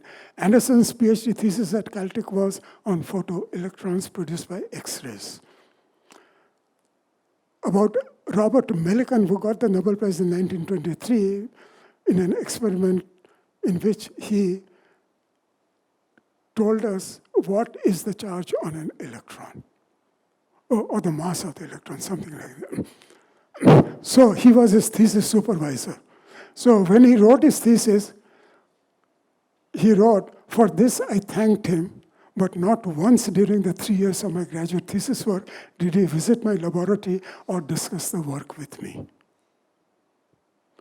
And you're talking about Caltech. That place is full of Nobel laureates. That place usually ranks in the first 5 top universities in the world year after year after year. Here, his supervisor is a Nobel laureate, and this is what his graduate student faced. Okay. So, interesting world. Using a cloud chamber in 1936 with his student Nademeyer, Anderson also discovered the positive and negative mesotron, which we now know as the muon. So if you are a genius, it probably doesn't matter, whether your supervisor even sees your face or even can recognize you. He probably only knows that you have registered as a PhD student, and that's about all. But if you're a genius, it doesn't matter. So CPT symmetry is a conservation law for the combination of 3 sufficiently clear symmetries in nature. That is the symmetry with respect to the replacement of all particles by their respective antiparticles with the charge conjugation symmetry, etc., etc. What it means is that in the quantum mechanical world, there is the anti part of the symmetric situation, and the universe can be composed of completely of those anti-whatever we have in our universe. So up until 56, it was believed that mirror symmetry was a natural invariant of nature. That is, the law of nature were invariant with respect to mirror symmetry. In quantum mechanics, they call it parity. What mirror symmetry means is the reflection that you see, what you see in the mirror. No, something goes like that, and it comes back. This is the reflection thing. Now what happened was, looking at this quantum mechanical stuff, 56, this Lee and Young suggested that mirror symmetry cannot apply to the group of laws that describe the beta decay of elementary particles. Now, beta decay, let me not sort of get into it because many of you may not know quantum mechanics, but essentially what happens is a particle breaks down and shoots out other particles. One of them happens to be what we call as the beta particle, but the beta particle is actually the electron. So anyway, what was happening is that in this experimental setup, you would expect something to have a mirror symmetry. If something was going this way, then there should be something going in this way also. And he said that under certain circumstances, there would be an asymmetry, which actually took people by surprise, and this is the experiment that was done subsequently after they made this prediction. This experiment was done, and they found that this asymmetry actually is observed in real life, in the laboratory.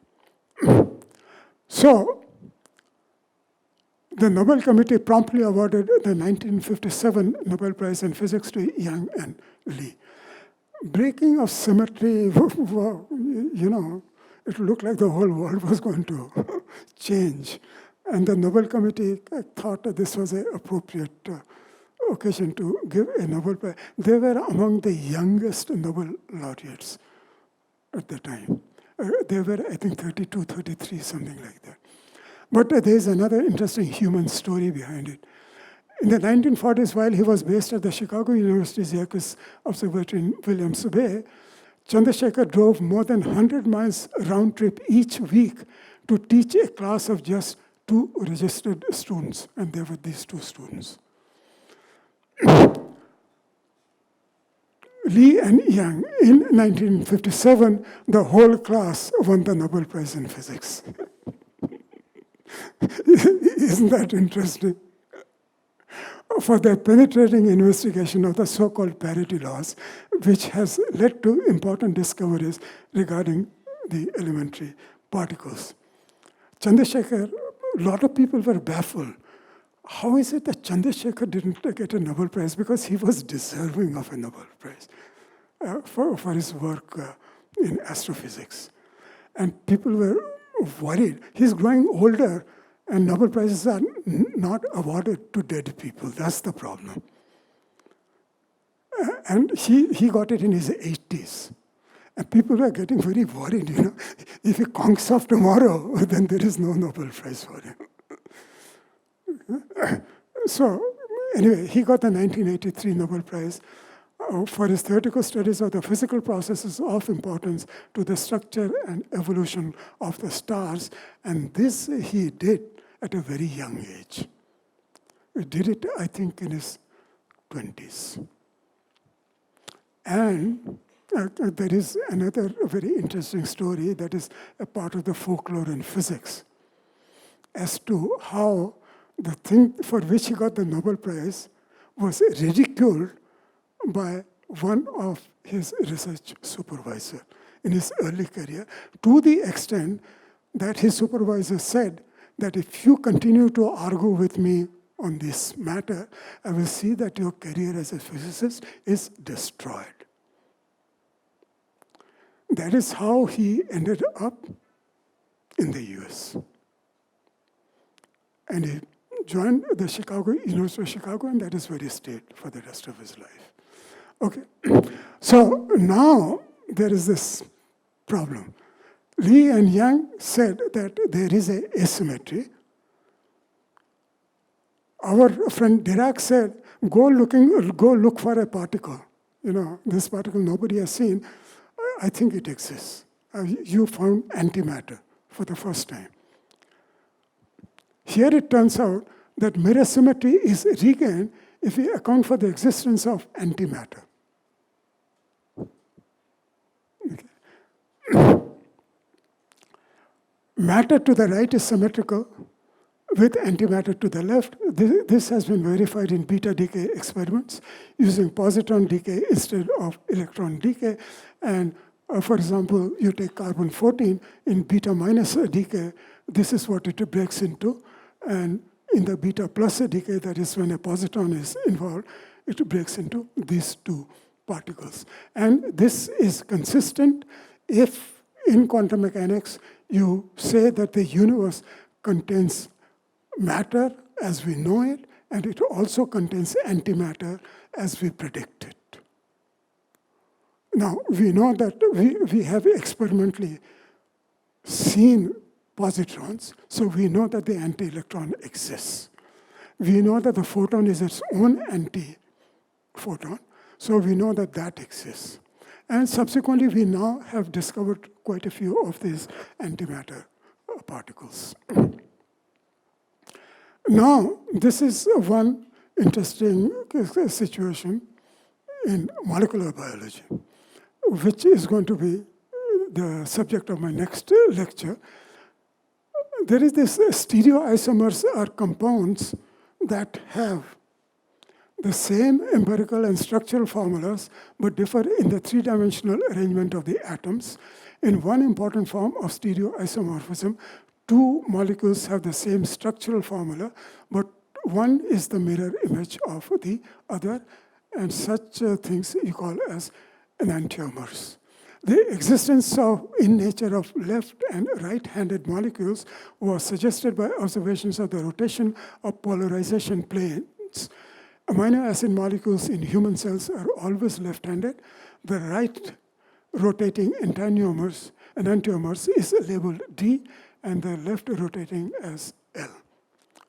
Now you see, conceptually, we live in a world of one kind of amino acid molecules, whereas the other one is completely possible, and we can make them in our laboratory. But we, living creatures, have been extremely selective. We deal with only one of them, like our Earth deals only with matter and not antimatter. Likewise, we deal with only one version of the biological molecules and not the other version which is possible. We are very selective about it. And like we can create antimatter in small amounts, our Earth has very little of antimatter. And likewise, the other molecule also appears, but in not necessarily very large quantity, at least not in living organisms. The first time we came to know about it is that the sugar that we use, it comes in two polarized forms. Okay?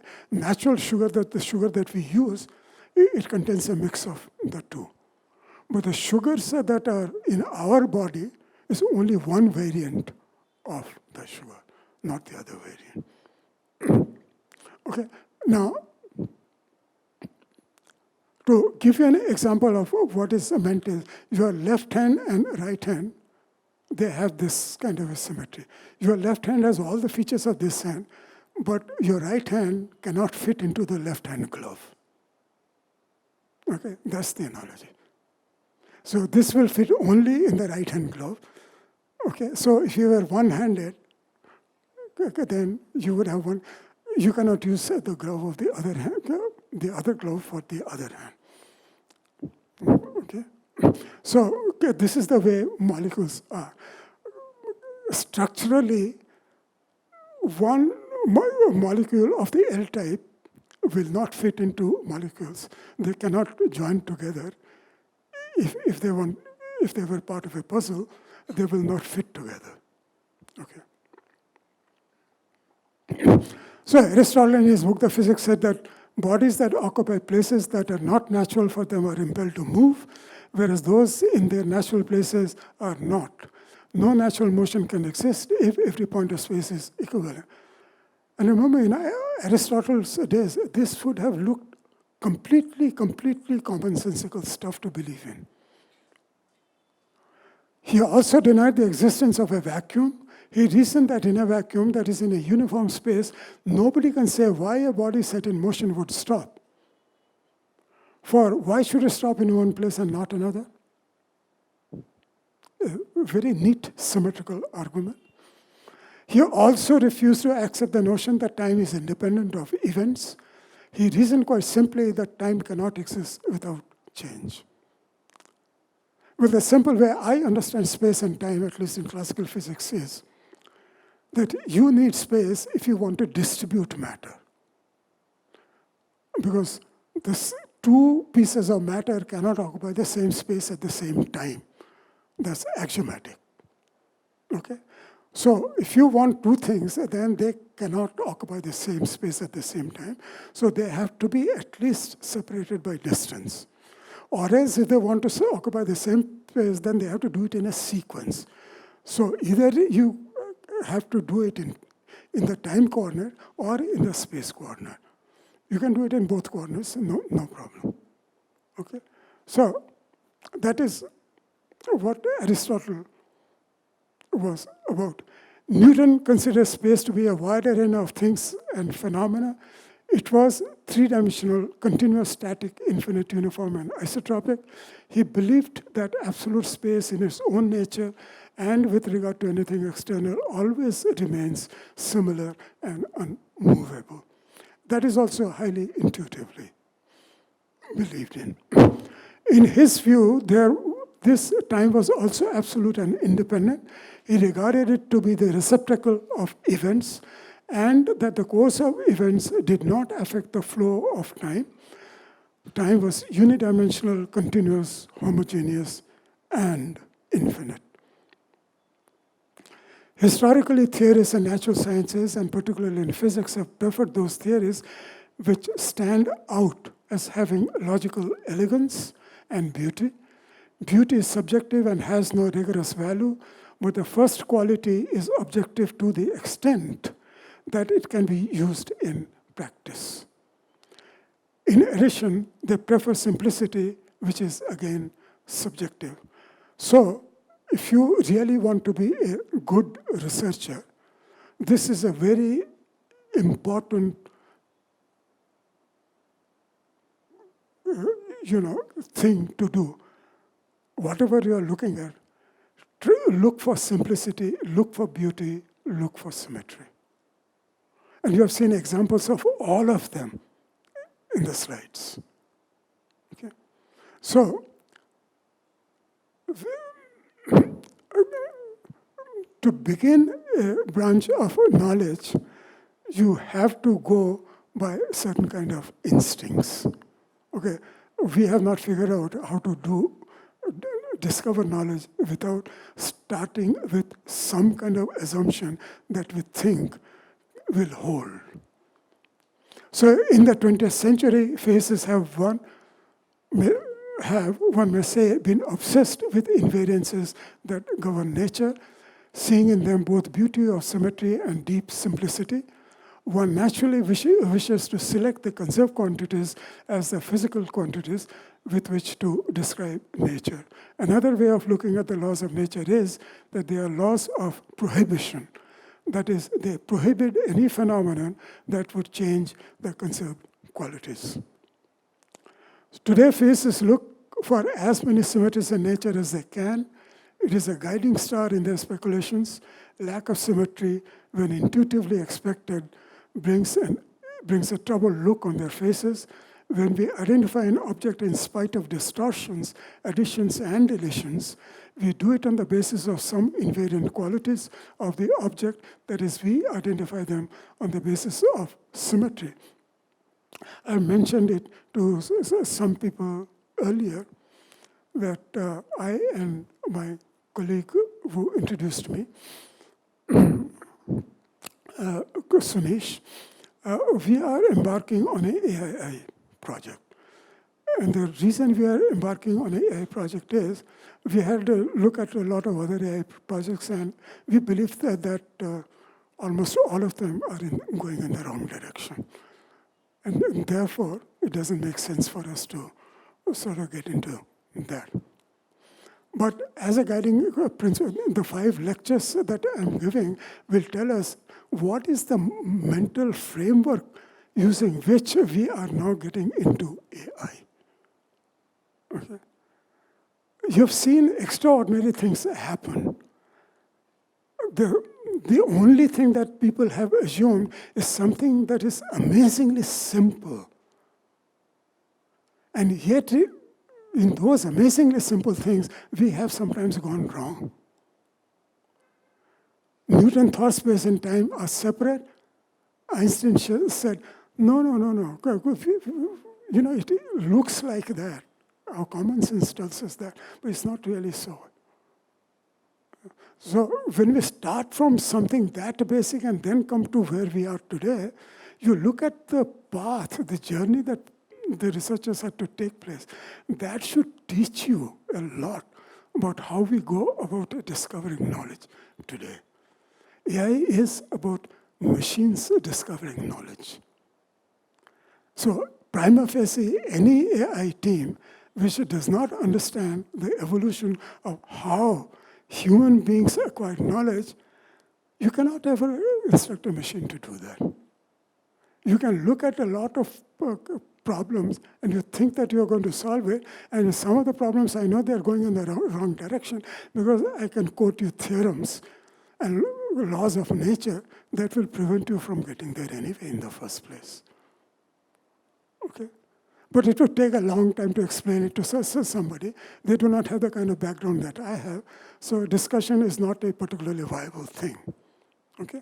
But the AI project that we are embarking on, these are the things that we now are going to carry over, because at every stage that we are doing something, we're going to ask ourselves, is it consistent with what we know in physics and mathematics? If it is not, if we cannot make a prediction or if we cannot provide a mathematical algorithmic way of achieving something, then we are probably going haywire somewhere. So Stephen Hawking, who died, I think, just a few months ago, says science is beautiful when it makes simple explanations of phenomena or connections between different observations. And this, in essence, is going to be the guiding principle. We're going to establish a base from where we are going to say that, okay, these are the things that we are going to accept on faith. Okay? Because the whole of science believes in that. And these are the remarkable results that they have come to. So we are not going to start our AI working on a problem where space and time are related. We'll first jolly well make sure that we are working in a regime where space and time are not related and relativity does not come into the picture. Okay? If our intuitions as a theoretical physicist who understands relativity theory, my intuitions are going to be different. Okay? So it is those kinds of intuitive people that we need in the project. Okay? We don't need the run-of-the-mill intuition kind of people. We need these people who can think out of the box. They can think out of the box sometimes in a predictable way and sometimes in a non-predictable way. But those are the people, I think, who are really going to make breakthroughs in AI. And why are they going? Why would I get into AI? Because the whole of theoretical physics, and today increasingly molecular biology, has adopted the language of mathematics to understand the subject and to make predictions in the subject. So the whole series, the first lecture started with how do we acquire knowledge, and I told you about axiomatic systems. And I keep on reminding you that everything, if it has an axiomatic base, then these are the things that you can do. And I also warned in my first lecture that if you start with an inconsistent axiomatic system, then there is nothing you can achieve in life doing that. Because mathematically you can prove that in an inconsistent axiomatic system that you have chosen, you can start from anywhere and go anywhere you want. Okay? So you can be a soothsayer, you can be an astrologer, but you cannot be a physicist. And you cannot develop an AI machine. Okay? So thank you very much.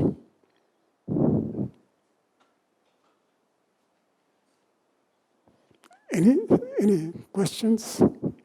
Yeah, somebody wants to ask.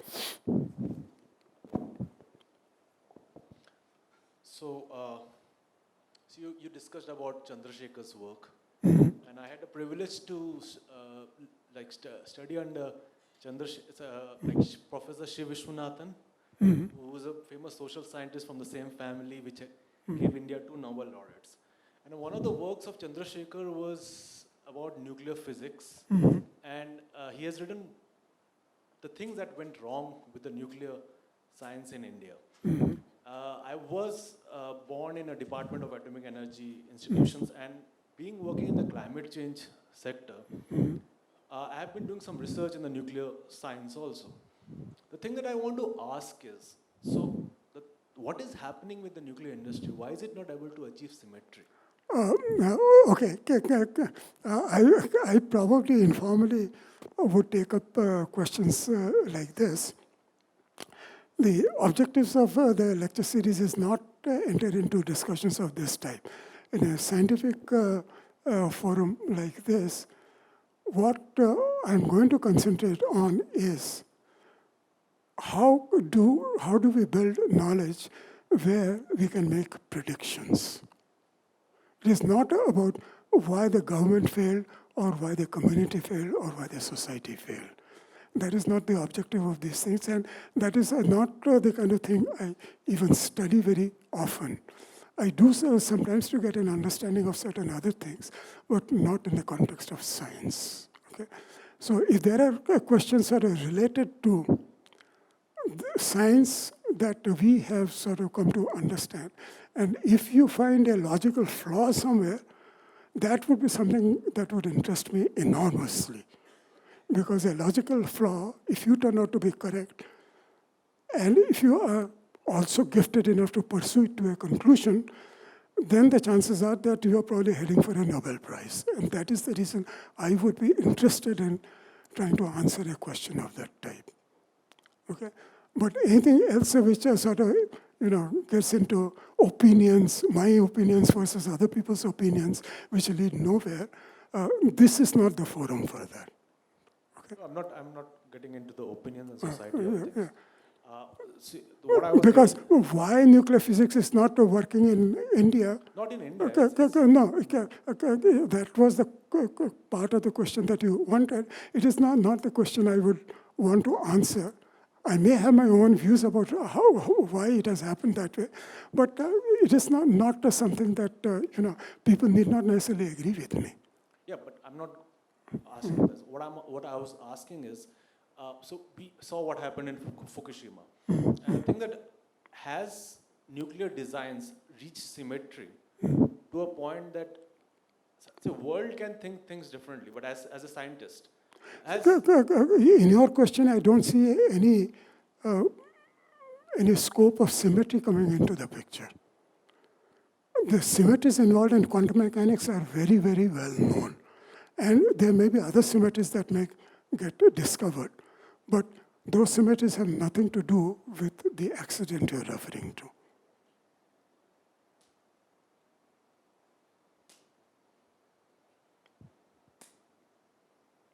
Yeah. Regarding the symmetry part, am I audible? Yeah, you're audible. Regarding the symmetry part, the Snell's law of refraction and our laws of reflection and diffraction, now they are derived from the Maxwell's equation. They can be derived from the Maxwell's equation. So those laws that are the results of Maxwell's equation, they came into existence even before Maxwell's predicted his equations. Yeah, laws of nature have been there. Yeah. So, they precede us. Yeah. So how can you provide me some insight on the symmetry at that point of time? So that got me into thinking when you discussed about the Maxwell's equation, that those laws that are derived from the Maxwell's equations itself, Maxwell's equation came after the derivation of those laws. No. Wait, I don't think I completely got the sequence of your ideas. Okay. I'm trying to elaborate myself a bit more. If you come forward, it might be, there's a bit of reverberation, and that may be getting in the way. So, sir, what I'm suggesting is that the Snell's law of refraction and these laws of refraction can actually be derived from Maxwell's laws. Yeah. But these laws came into existence even before Maxwell's laws, and these laws are quite fundamental. Yeah. So how at that point of time, how Snell predicted, used symmetry? Did he use any type of symmetry to get into his laws of refraction? Oh, okay. Okay, I could not catch what you were trying to say. Now I think I've got it. This is the part, while I do once in a while read articles on scientists and how they came to certain ideas, this is one part where I'm sort of reasonably blind at the moment. Because in the equations, I showed that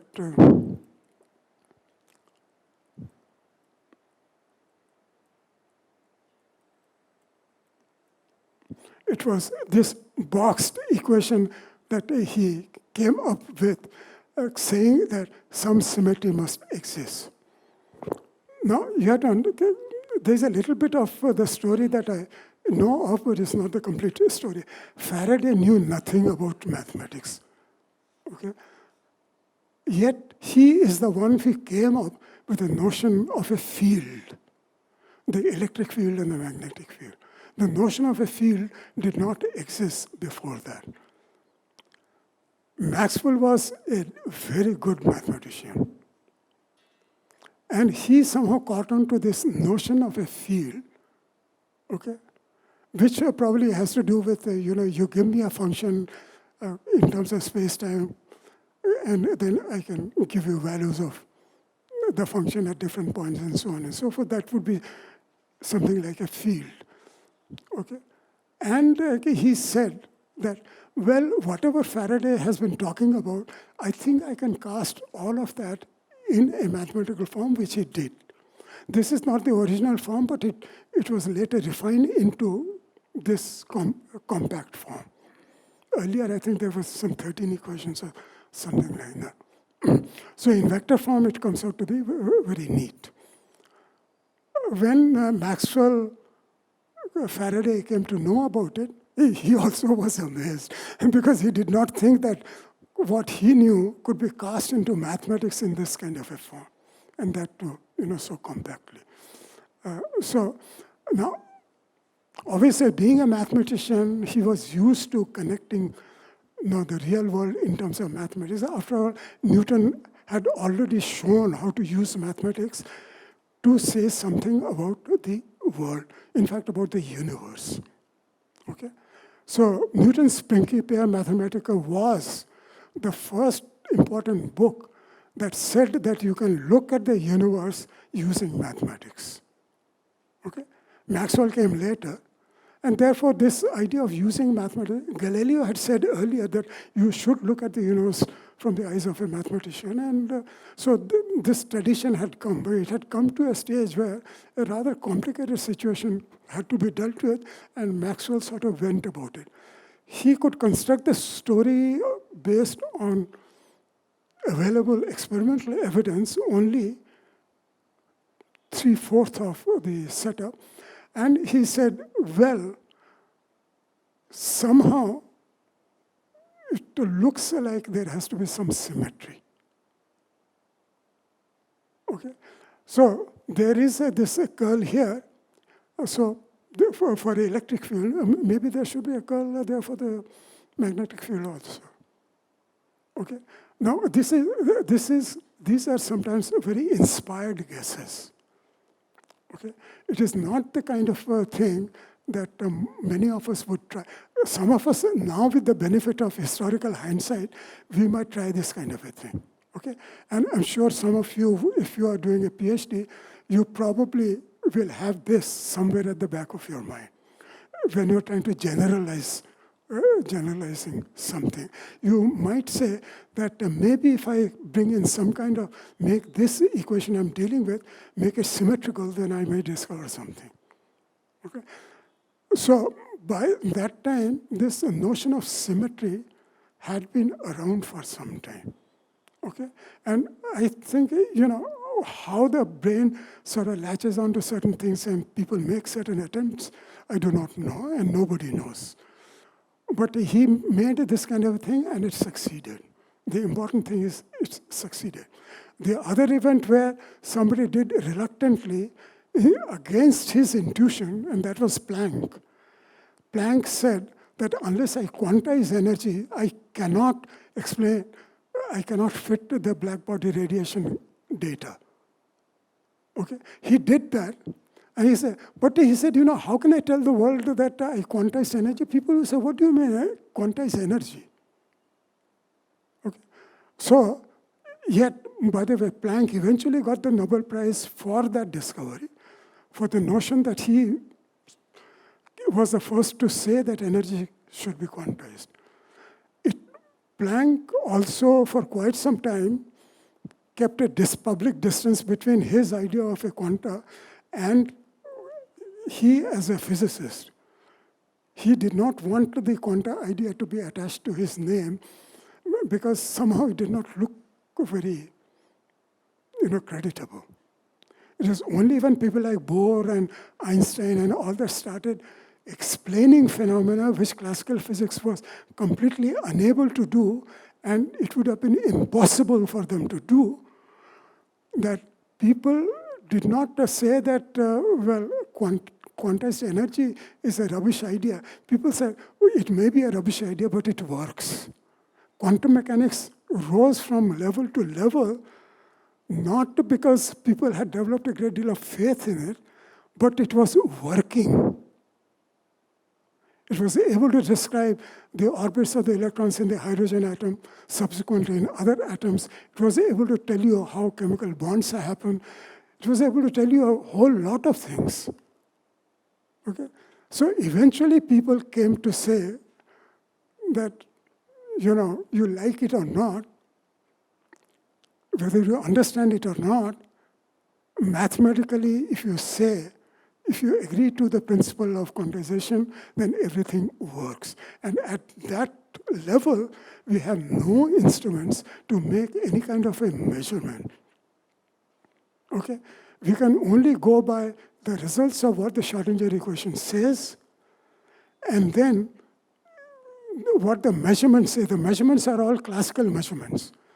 If the measurements reflect the outcome, that is when we project it, remember that quantum mechanics also has an axiom that says what you are likely to observe when you observe a quantum mechanical system using a classical instrument.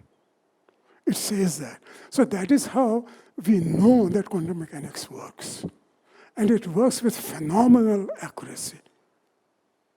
There's no other branch of physics which is proven with the level of accuracy with which quantum mechanical predictions have been sort of tested.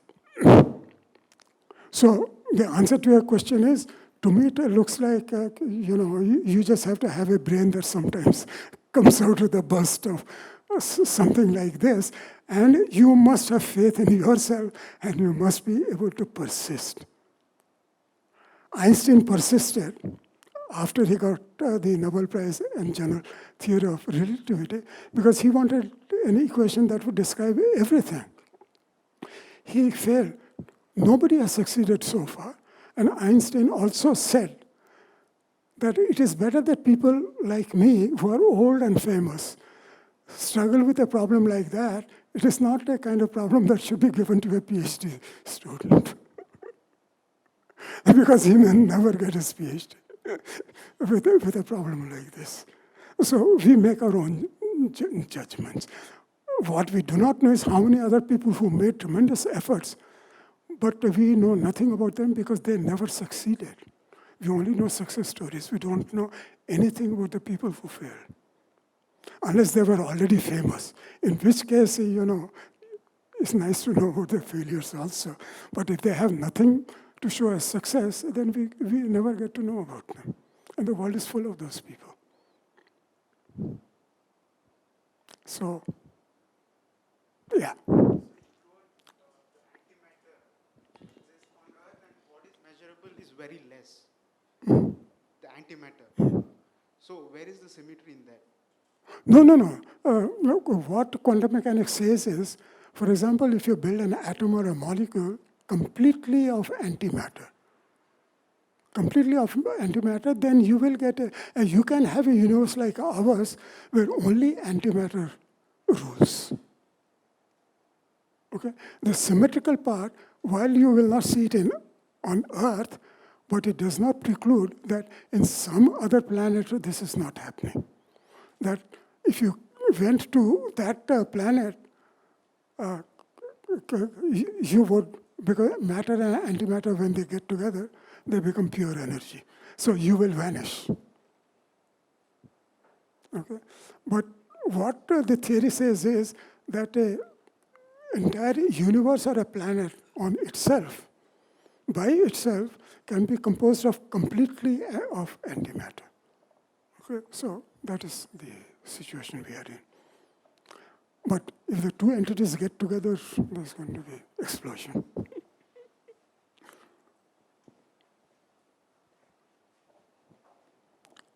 So,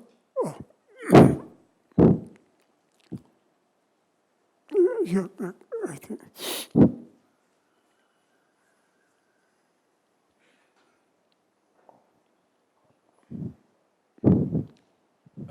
When you talked about this going to the speed of light, and talked about the frame in which you are going in the train and things around you, if you're going at a constant velocity, things move at the same pace in that space. I just want to ask you this thing from a molecular biology point of view, like a fighter pilot flying at Mach 2. For him, for us, he's going too fast. But for him, things are moving pretty slow. So what is it that slowed down? What is? What is it? For example, he's at Mach 2, he just moves his hand very slowly. Yeah. It's like it goes pretty fast for someone who's observing. But for him, it's a routine maneuver. So what is it that slows down for him? Is it a neurobiological process? Is it something? No. Okay.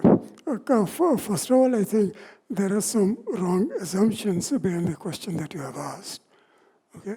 It is not a routine thing for the pilot. The pilot has to train for it. Number one. I'm saying No, just listen to me. I'm just trying to explain the part of the question which is not really a question. If he flies at Mach 2, his reflexes don't slow down. Number one. And he does not have to train for that kind of a thing. The reflexes slows down at any speed if he is accelerating in a certain manner.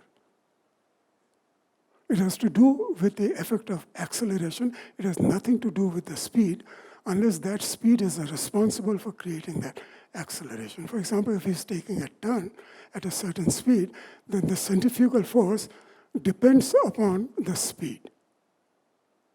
But when you say that he's moving at a constant vector at Mach 2, nothing happens.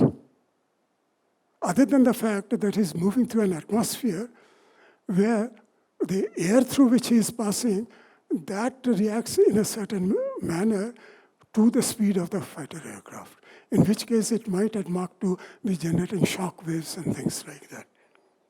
Okay? But it has absolutely no effect on the pilot who's sitting completely happily enclosed and safe and protected inside the cockpit. Absolutely nothing happens. my question was, he is comfortable at that speed, but we see him going very fast. You are not, so what, nothing is happening. You are saying why, his hand and things have a problem. The hand of things have a problem because the body is experiencing a body force in physics, what we call as a body force, like the electromagnetic force field or the gravitational force field. What Einstein showed is that they are all equivalent to an acceleration. So, if the fighter pilot at a constant speed is taking a turn, then he's creating an acceleration which will give rise to a centrifugal force. The centrifugal force is a body force. It will act on every molecule of his body. So if it was a pressure or something like that, that would not happen. But the centrifugal force happens to be a body force, so it will act on everything.